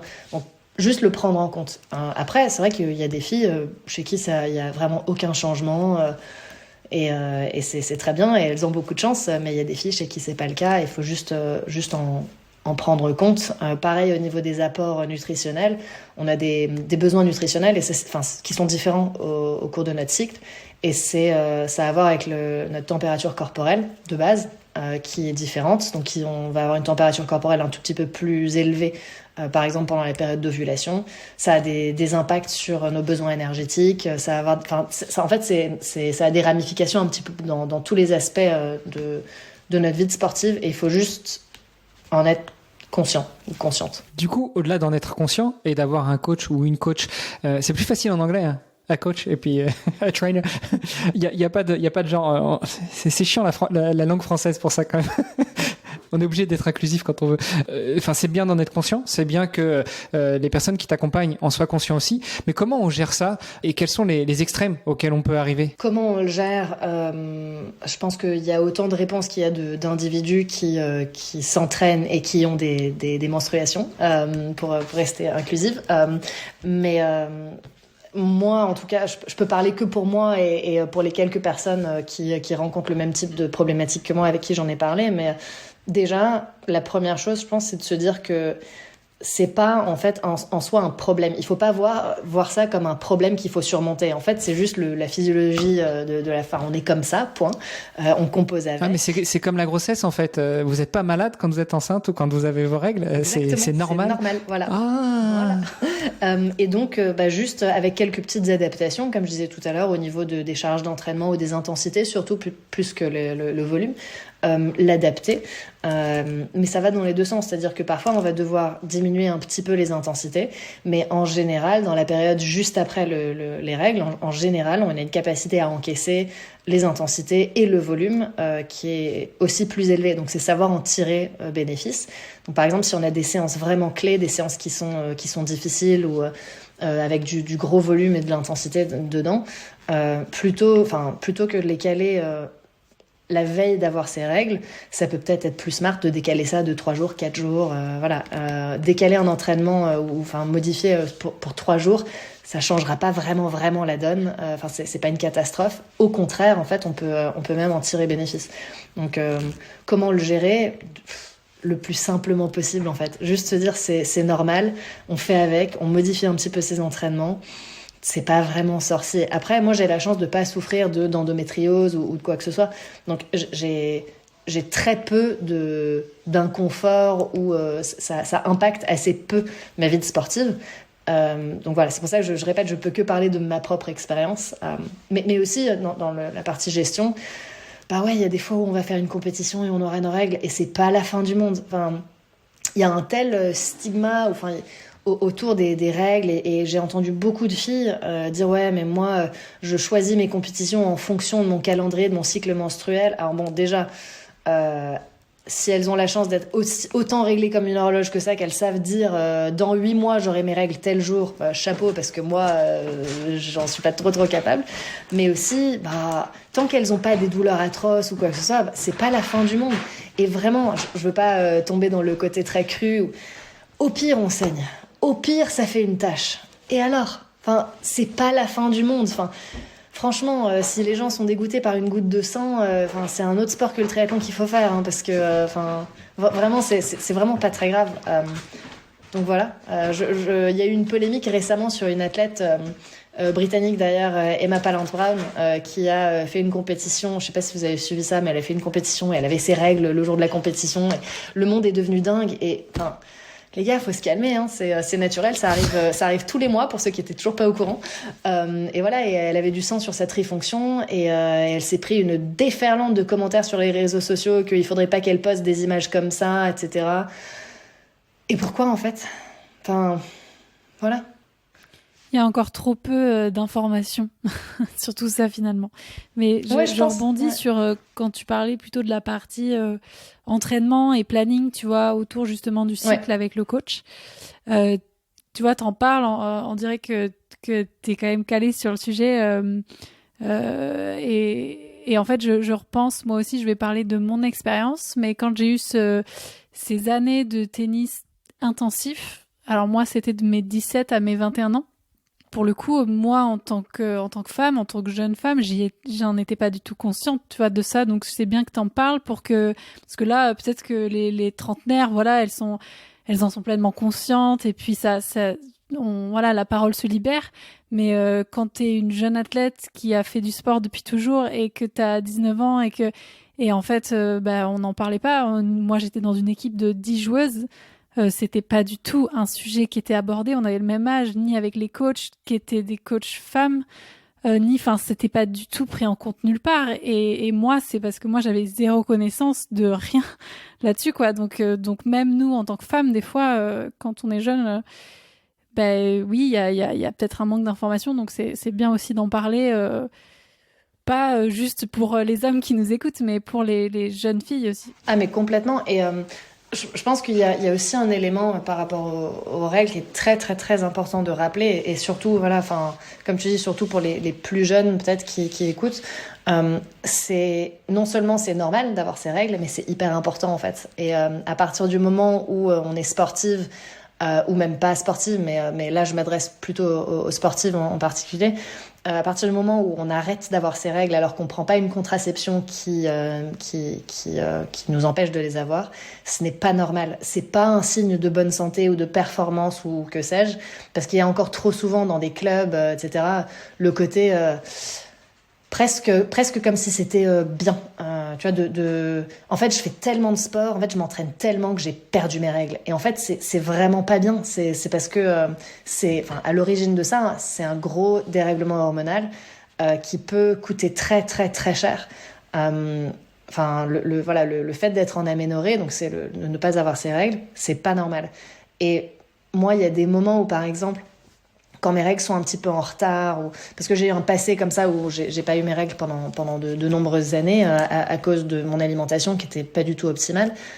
Et du coup, ça revient encore. Quand j'ai des retards dans mes règles, je panique en me disant oh, j'en ai fait trop, il faut que je fasse attention. Et du coup, quand elles viennent, et parfois elles sont juste 4 jours en retard parce que ça arrive, c'est un immense soulagement. Et le pacte qu'on a passé avec mon coach, c'est que si jamais je loupe un cycle, je lui dis il faut qu'il soit au courant, parce qu'il faut qu'on revoie la programmation, il faut qu'on change un petit peu, pas forcément qu'on baisse nécessairement le volume, mais au moins les intensités, voilà, qu'on module, parce que la priorité, il faut pas l'oublier, c'est que qu'on soit pro, pas pro, voilà, mais surtout en tant qu'amateur, c'est la santé avant tout.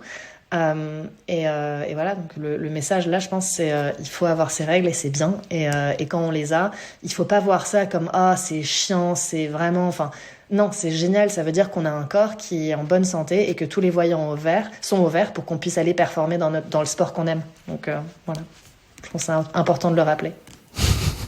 Bon, après, quand tu as une aménorrhée le premier mois, ça peut être le signe d'autre chose. Et ça aussi, ça peut vouloir dire que tu es en bonne santé. Mais bon, ça, c'est un autre sujet. Aussi ça, c'est un tout autre sujet. On pourra aller demander à d'autres triathlètes qui viennent de passer par là, comme Manon Genet, par exemple. Mais ouais, c'est un autre sujet. Mais ouais, le fait d'avoir un cycle menstruel normal, c'est un un énorme signe de bonne santé. Et c'est une des choses sur lesquelles il faut garder un œil et rester vigilante. Parce que voilà, c'est en général quand on commence à basculer dans le surentraînement ou la sous-alimentation ou les deux, parce que le surentraînement en réalité, c'est surtout un surentraînement par rapport à ce qu'on donne comme carburant à son corps. C'est-à-dire qu'on en fait trop par rapport à ce qu'on y met. Un des premiers signes, un des premiers trucs qui va, un des premiers signes, quoi, c'est le fait de perdre ses règles, de plus les avoir, de rentrer en aménorrhée 1 mois, 2 mois, 3 mois. Chez les femmes, évidemment, chez les hommes, ça va pas être ça. Mais écoute, moi, ça fait 44 ans que je les attends, mes règles, donc j'ai dû rater un truc. mais voilà, donc faut être hyper vigilant par rapport à ça, parce qu'il y aura d'autres signes aussi, une fatigue extrême, ou le fait que des temps qu'on arrivait à faire aux entraînements, d'un coup on n'arrive pas à les faire, on met plus de temps à récupérer, etc. Mais ça, c'est des signes qui sont un tout petit peu plus difficiles à déceler, parce que quand on est athlète d'endurance ou qu'on fait beaucoup de volume, on va pas se mentir, on est tout le temps fatigué. On est tout le temps fatigué et on a tout le temps faim. Donc le côté, la fatigue, tout ça, c'est plus difficile à mettre le doigt dessus et se dire ok, là le curseur il est trop vers le négatif. C'est pas juste de la bonne fatigue. Là, je suis vraiment en train de me faire du mal. Alors que là, oui, le fait de louper son cycle menstruel, voilà, on peut pas vraiment tricher, quoi. Donc c'est un gros marqueur, ouais. On peut pas tricher là-dessus. On avait parlé aussi de RED-S, du syndrome RED-S. Est-ce que tu peux nous en parler un peu et puis nous raconter ton histoire à toi avec ce syndrome ? Ouais, complètement. Alors, pour ceux qui connaissent pas le terme RED-S, ça vient de l'anglais. Pardonnez mon accent. Ça veut dire Relative Energy Deficiency in Sport. Donc en gros, c'est un déficit d'énergie, mais énergie au sens calories, l'énergie qu'on va apporter à son corps, relatif au sport qu'on fait ou à la quantité de sport qu'on fait. Et à l'époque, on avait tendance à appeler ça la triade de la sportive en France. Alors, je répète, la triade de la sportive. Exactement. Et donc, la triade de la sportive, donc déjà, c'était uniquement appliqué aux femmes. Alors, petit à petit, on s'est rendu compte qu'en fait, non seulement ça s'appliquait aussi aux hommes, pas que aux femmes, et qu'il y avait pas uniquement trois facteurs entre guillemets qui rentraient en compte dans la triade de la sportive.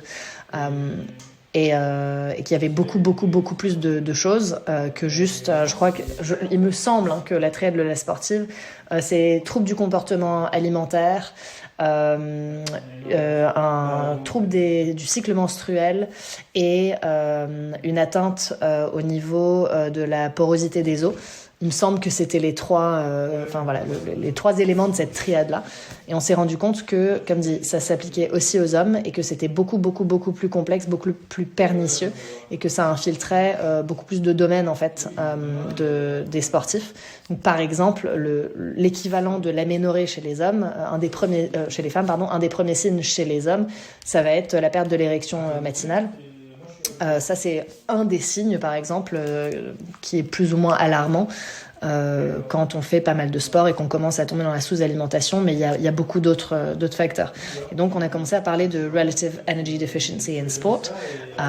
C'est un terme qui a été consacré, il me semble, il y a peut-être une quinzaine d'années. Mais on a mis beaucoup de temps en France à se rendre compte que c'était plus complexe que ça en avait l'air et comme dit, et que ça touchait aussi des hommes. Et le fait de parler de triade de la sportive, ça faisait que beaucoup d'hommes en fait qui avaient typiquement les mêmes symptômes, sauf évidemment pas d'aménorrhée, mais qui avaient tous les autres symptômes, ils étaient pas forcément, il n'y avait pas vraiment de conscience qu'il y avait aussi un problème pour eux. Et que en fait ils couraient entre guillemets à leur perte et que ça pouvait mettre des carrières entières sportives en péril. Donc moi c'est quelque chose que j'ai commencé à vivre, on va dire, mais même avant de me mettre au triathlon, même avant de me mettre au sport d'endurance, parce que clairement je m'alimentais pas assez par rapport à aux calories que je dépensais.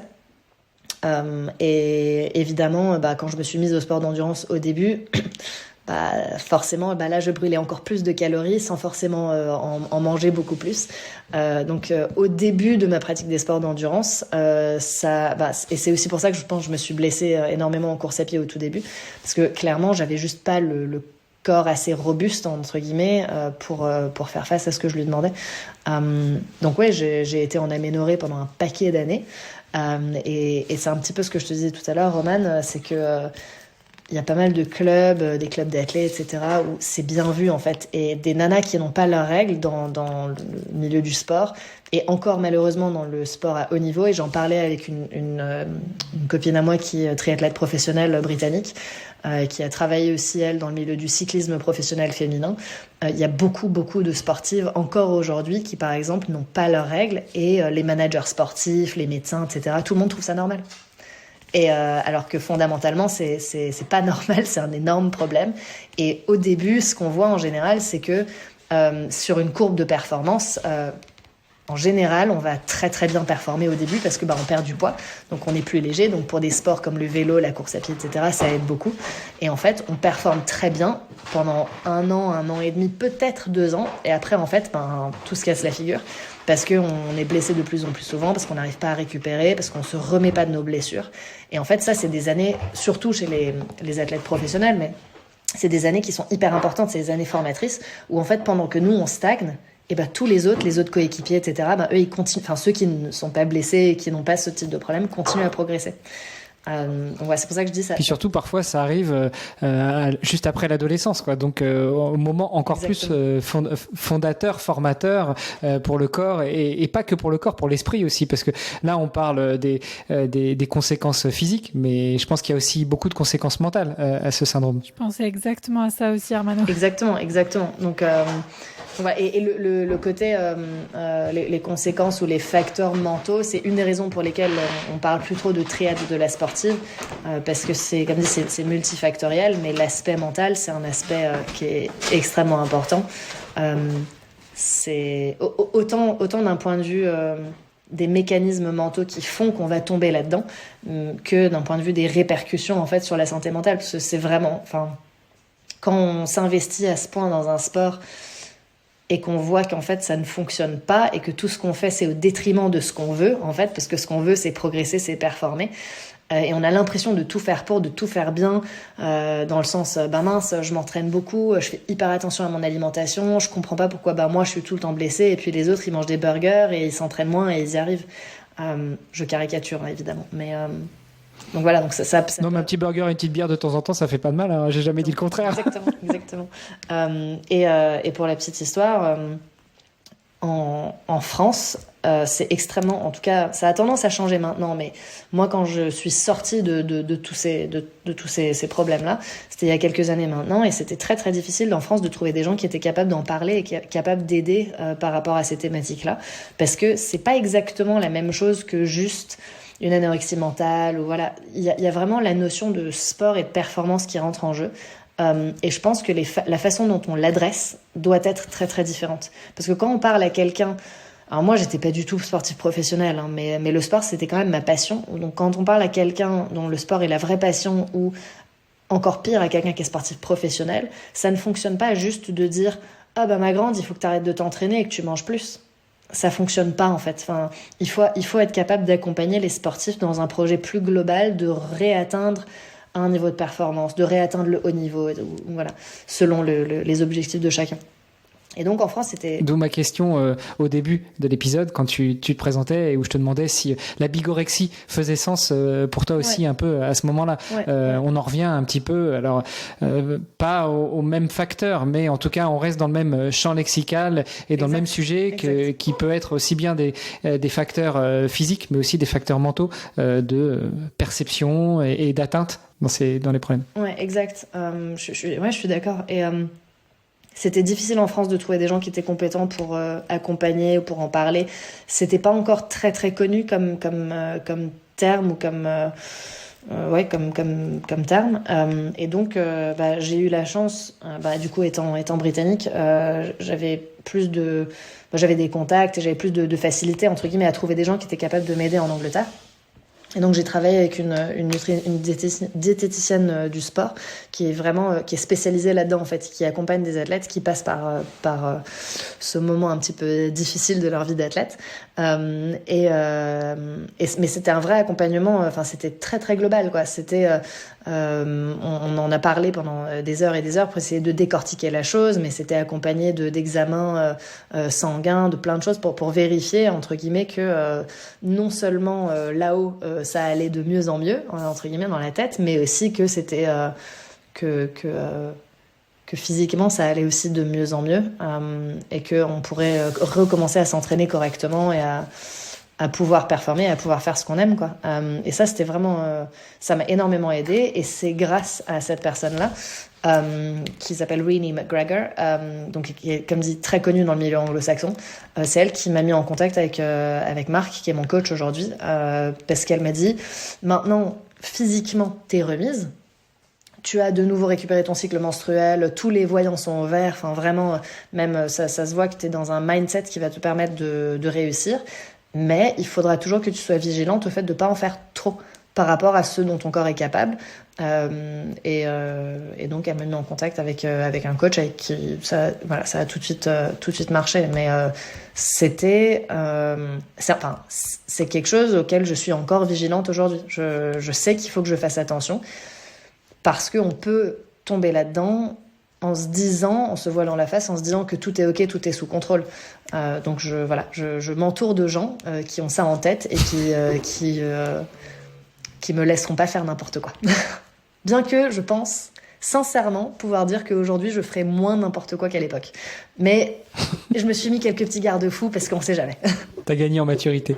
Romain, tu voulais réagir peut-être ? Je trouve ça hyper intéressant tout cet aspect diététique, puis surtout le mental, en fait, tout est lié, l'aspect mental et physique. On en parle de plus en plus maintenant, mais c'est vrai qu'il y a encore trop peu d'informations qui circulent, ou en tout cas, ceux qui sont curieux vont aller chercher les informations, mais voilà, c'est pas forcément naturel pour tous les sportifs aussi, quoi. Donc c'est vachement bien d'en parler comme ça. Ouais. Et le côté mental aussi, je pense que En tout cas, moi, c'est ce qui m'a aidé et je sais pas, si j'arrive à aider même juste une seule personne qui nous écoute, c'est déjà génial.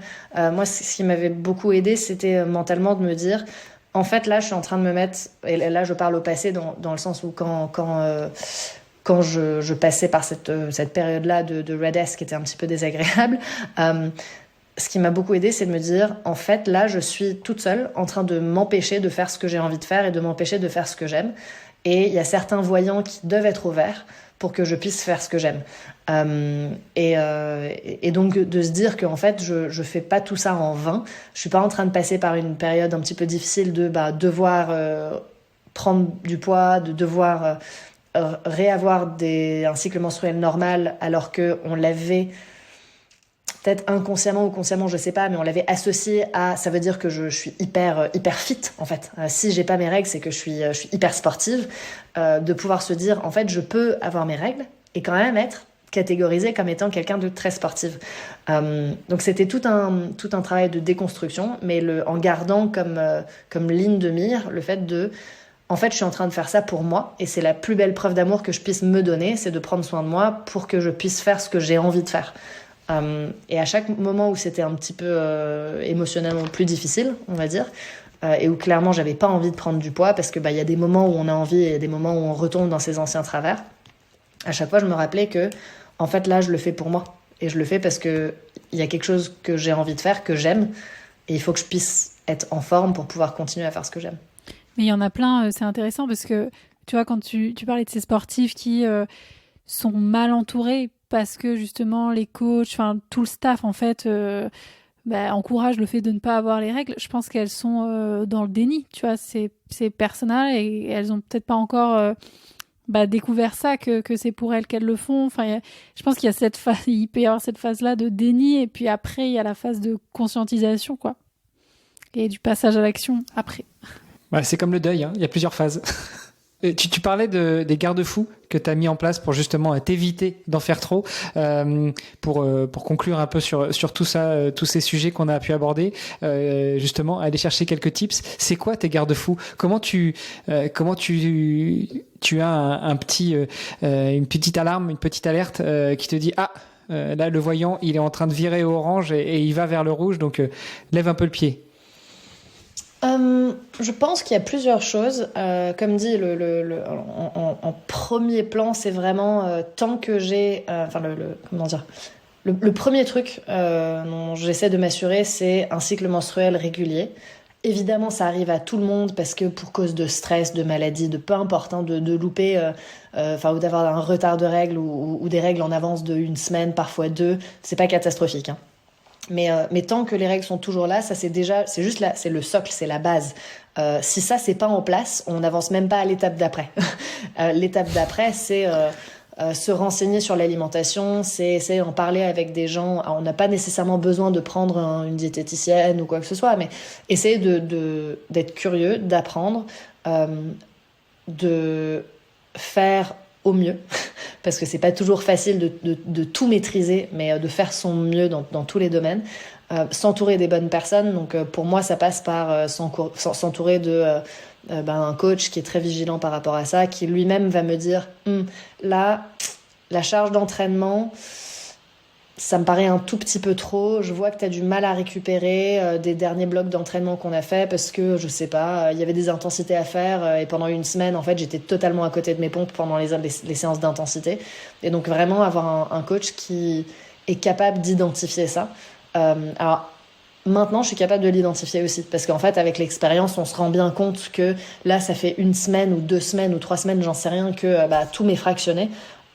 Soit je suis 20 BPM au-dessus de là où je devrais normalement être au niveau de la fréquence cardiaque, ou alors en fait j'arrive pas à atteindre les allures que normalement, ou les puissances à vélo ou quoi, que j'arrive à atteindre avec assez de facilité habituellement. Et là c'est même moi qui vais appeler mon coach et qui vais lui dire écoute, je pense qu'il faut qu'on appuie sur le frein un tout petit peu, on se fait une petite semaine tranquille. Voilà. Après, au niveau de la programmation, en général, histoire de... Alors, c'est pas forcément un garde-fou, mais histoire de pas trop faire n'importe quoi.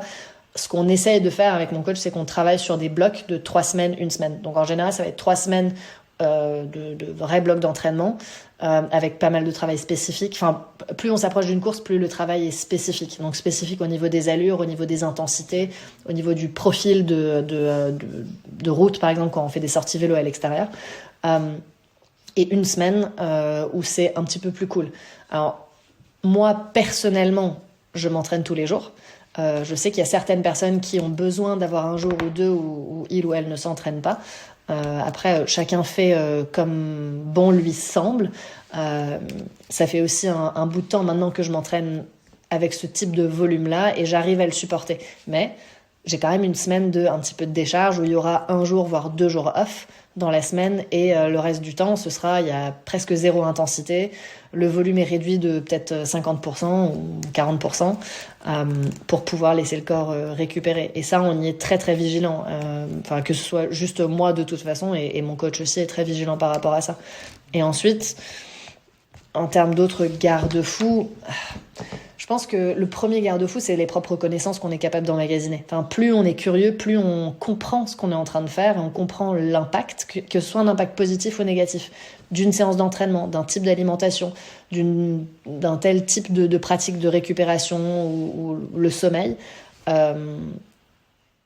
On crée ses propres garde-fous tout seul en fait en emmagasinant des connaissances. Et le sommeil, c'est un facteur hyper important. Alors moi, j'y suis... je rends mon copain chèvre parce que je veux être au lit à 22h, parce que j'ai un capteur de récupération qui me dit qu'il faudrait que je me lève à telle heure pour avoir bien récupéré, etc. Et je pense qu'on néglige beaucoup le sommeil et une alimentation saine au niveau de sa récupération. Il y a beaucoup de gens qui vont payer plein d'argent pour avoir le vélo le plus rapide, mais après ils dorment 5 heures par nuit.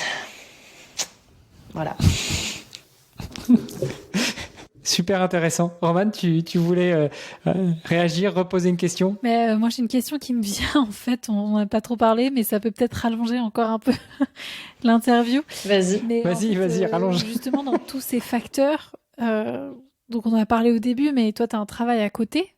Et comment, justement, alors je sais pas, tu vois, au quotidien, comment tu le vis, mais si c'est un travail qui peut être stressant parfois, comment ce stress-là de la vie pro a un impact sur les entraînements, les compétitions, au même titre que, tu vois, on parlait de s'adapter pour le cycle.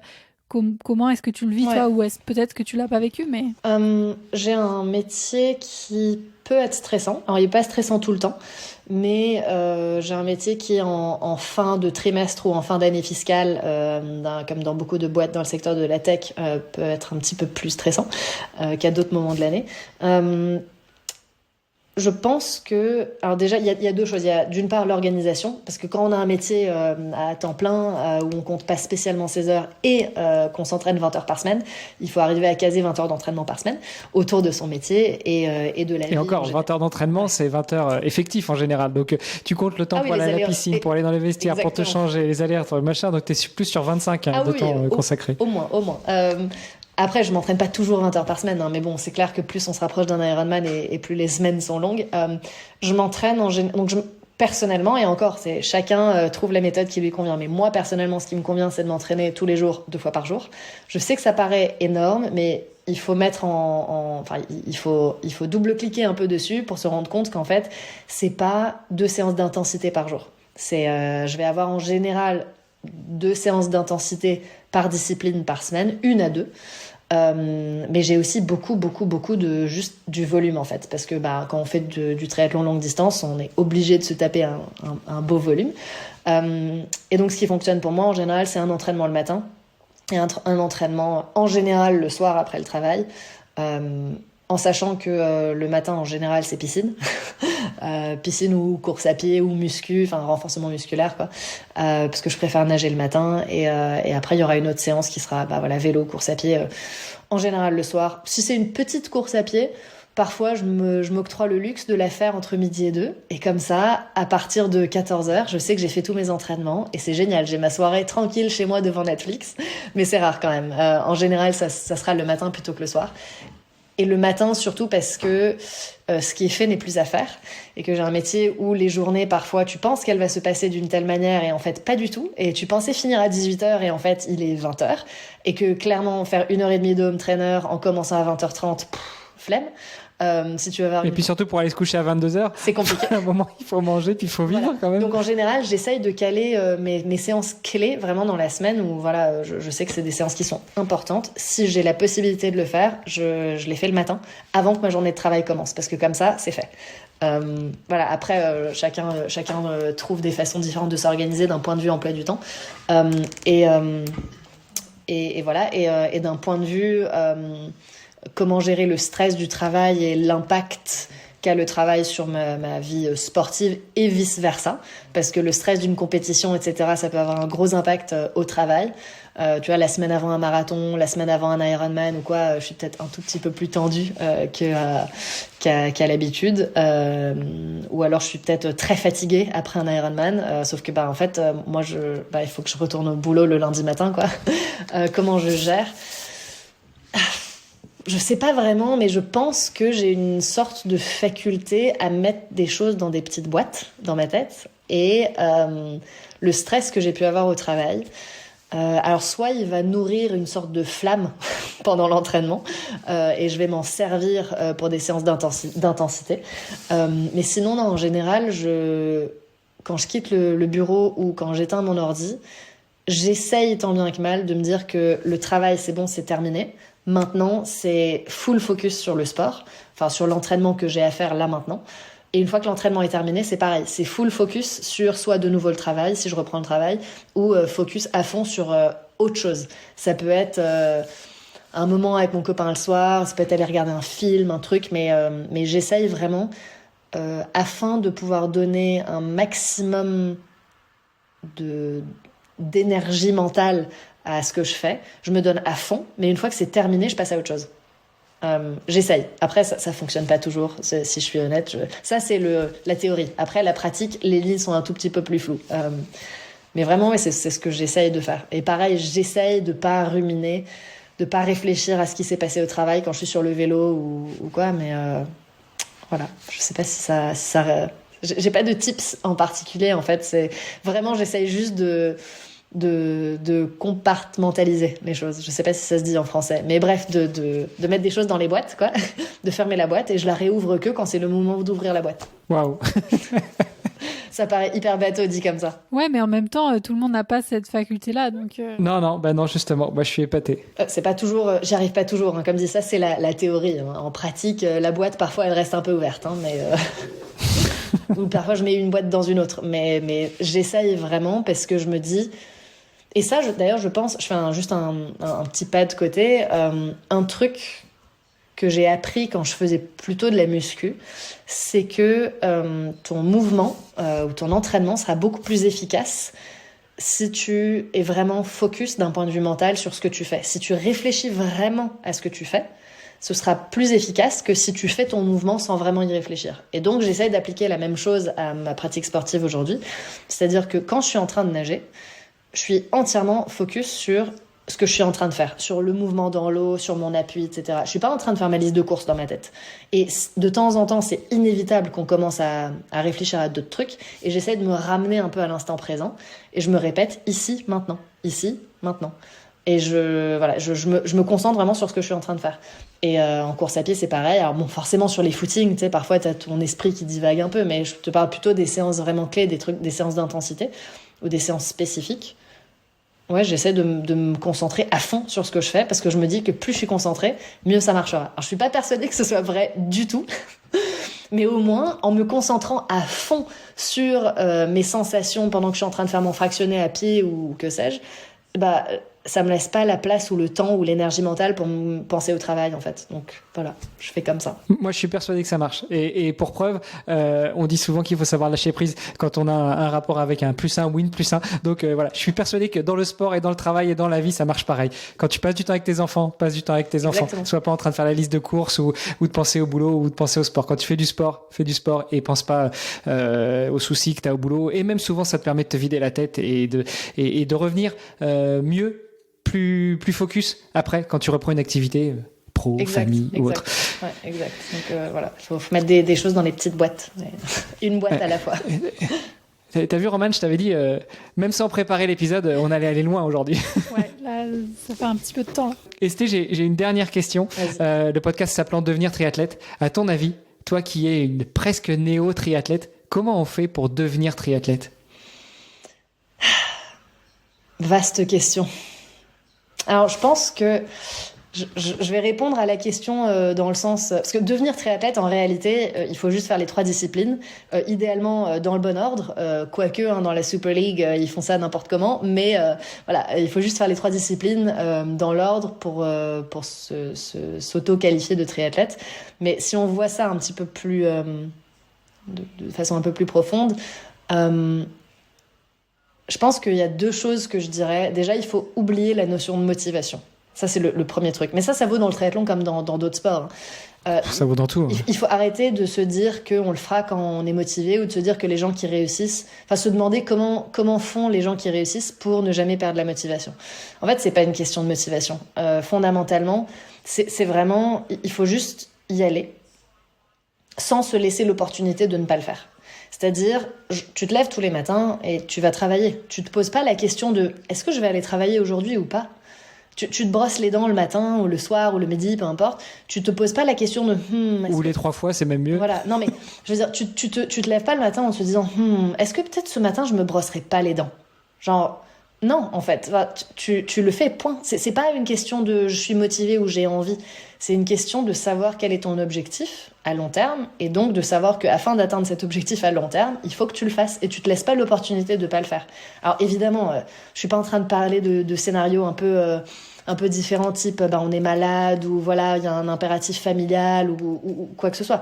Évidemment, là, il faut savoir être flexible.